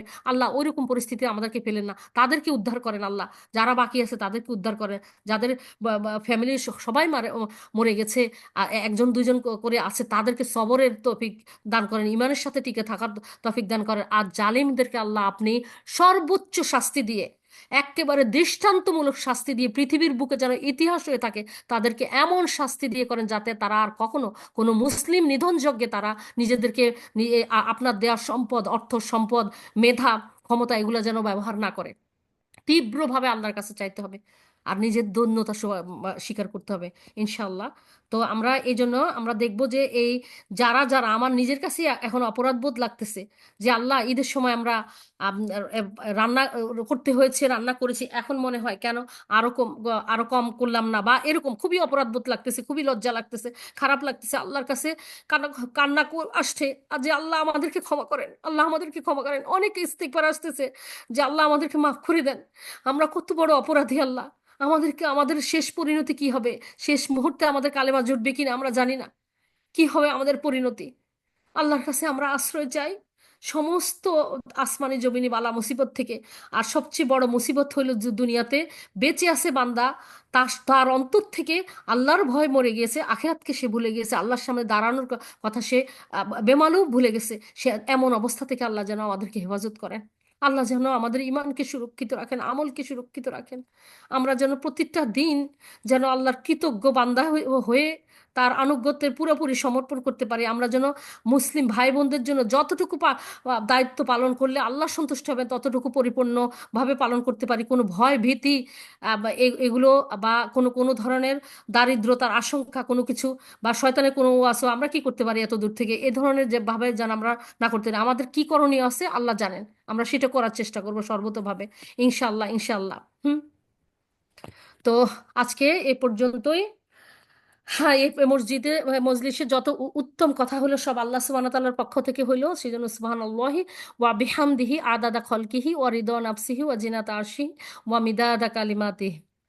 আর যে যদি ভুলভ্রান্তি কিছু হয়ে থাকে আল্লাহর কাছে বিনীতভাবে ক্ষমা চাচ্ছি, আমার অযোগ্যতা, অক্ষমতা বা শয়তানের ওয়াসওয়ার কারণে আল্লাহ যেন ক্ষমা করে দেন। আল্লাহ যেন ভালো কথাগুলি আমাদের অন্তরে গেঁথে দেন, আমাদের মেধায় মননে থাকে, সেটার উপর আমল করার তৌফিক আল্লাহ আমাকে আপনাদেরকে দেন। আমরা যেন নিজেরা আমল করে অন্যদের কাছেও আল্লাহ সন্তুষ্টির জন্য পৌঁছে দিতে পারি। আমাদের উপকারী জ্ঞান যেন ইলমান নাফিয়ার মধ্যে যেন হয়, এই সমস্ত শোনা জানা সবকিছু আমরা যেন আল্লাহকে আরো বেশি করে গভীরভাবে মানে চূড়ান্ত আনুগত্যের সাথে মানতে পারি, ভালোবাসতে পারি, তার ইবাদত করতে পারি। আল্লাহ সেই তৌফিক দান করুন, আমিন ইয়া রাব্বাল আলামিন। সুবহানা রাব্বিকা। এর মধ্যে আমার সব বোনদের জন্য, অসুস্থ বোনদের জন্য দোয়া থাকলো, আল্লাহ যেন তাদেরকে সুস্থতা নেয়ামত এবং হায়াতে তাইয়্যিবা দান করেন। এই কারণে দান করেন যাতে তারা বেঁচে থেকে অনেক দিন বেশি বেশি করে আল্লাহকে মানে পরম ভাবে খুশি করার জন্য, সন্তুষ্ট করার জন্য ইবাদত, কবুলযোগ্য ইবাদত করতে পারে, তাদের ভুল ত্রুটির জন্য ক্ষমা ইস্তেগফার চাইতে পারে, তওবা ইস্তেগফার করতে পারে এবং তার নিয়ামতের শুকর গুজার করতে পারে। সেই জন্য যেন আল্লাহ তার ইবাদতের জন্য আমাদেরকে যেন সুস্থতা এবং হায়াতে তাইয়্যিবা দান করেন সব বন্ধুদেরকে। আর যে কষ্ট তারা পেয়েছেন পাচ্ছেন তার উত্তম বিনিময় হিসেবে আল্লাহ যেন তার ক্ষমা এবং সন্তুষ্টি নসিব করে দেন, আমিন ইয়া রাব্বাল আলামিন। আল্লাহ যেন আমাদের আম, হায়াত হায়াত তো দিবেনই অবশ্যই ইনশাল্লাহ। আল্লাহ যেন আমাদেরকে নিজ অনুগ্রহে মুত্তাকিদের অন্তর্ভুক্ত করে নেন, আমাদের হালাল রিজিকে যেন বারাকা দান করেন। আমরা যেন দুই হাতে অকৃপণ ভাবে আল্লাহ সন্তুষ্টির উদ্দেশ্যে সবার জন্য, যারা আমাদের মুখাপেক্ষি সাময়িকভাবে আল্লাহ আমাদের কাছে আনেন যাদের প্রয়োজনীয় কথা, সেগুলো পূরণ করে দিতে পারি। দুস্থ বিপদগ্রস্ত মুসলিম ভাই বোন উম্মা এবং আল্লাহ সৃষ্টির পাশে দাঁড়াতে পারি, আমিন ইয়া রাব্বাল আলামিন। সুবহানা রাব্বিকা রাব্বিল ইজ্জাতি আম্মা ইয়াসিফুন, সুবহানা রাব্বিকা রাব্বিল ইজ্জাতি আম্মা ইয়াসিফুন, সালাম সালামুন কি যেন ভুলে যাচ্ছি একটা থেকে, আম্মা ইয়াস। আচ্ছা, আস্তাদিউল্লাহ ওয়াদিনাকুম আমানাতাকুম খাওয়াতিমা আমালিকুম, আমিন ইয়া রাব্বাল আলামিন। আস্তাদ সুবহানা আল্লাহুম্মা ওয়া বিহামদিকা আশহাদু আল্লা ইলাহা ইল্লা আনতা আস্তাগফিরুকা ওয়া আতুবু ইলাইক, আমিন ইয়া রাব্বাল আলামিন। ওই আয়াতটাই ভুলে গেছি, সুবহানা রাব্বিকা রব্বিল ইজ্জাতি আম্মা ইয়াসিফুন, সালামুন, ভুলে গেছি। আসসালামু আলা মুরসালিন আপু। হ্যাঁ দেখছো ভুলে গেছি, আল্লাহ ক্ষমা করুন। আলাল মুরসালিন, ভুলে গেছি। জি, ইনশাল্লাহ তাইলে এই পর্যন্ত, আল্লাহ ক্ষমা করুন, আল্লাহ স্মরণ শক্তি বাড়িয়ে দিন। আমি আসলে ইমোশনাল হয়ে গেলে অনেক কিছু ছুটে যায়। আল্লাহ যেন ক্ষমা করেন, হ্যাঁ ত্রুটি বিচ্ছুতি করি, আমিন ইয়া রাব্বাল আলামিন। আসসালামু আলাইকুম ওয়া রাহমাতুল্লাহি ওয়া বারাকাতুহু।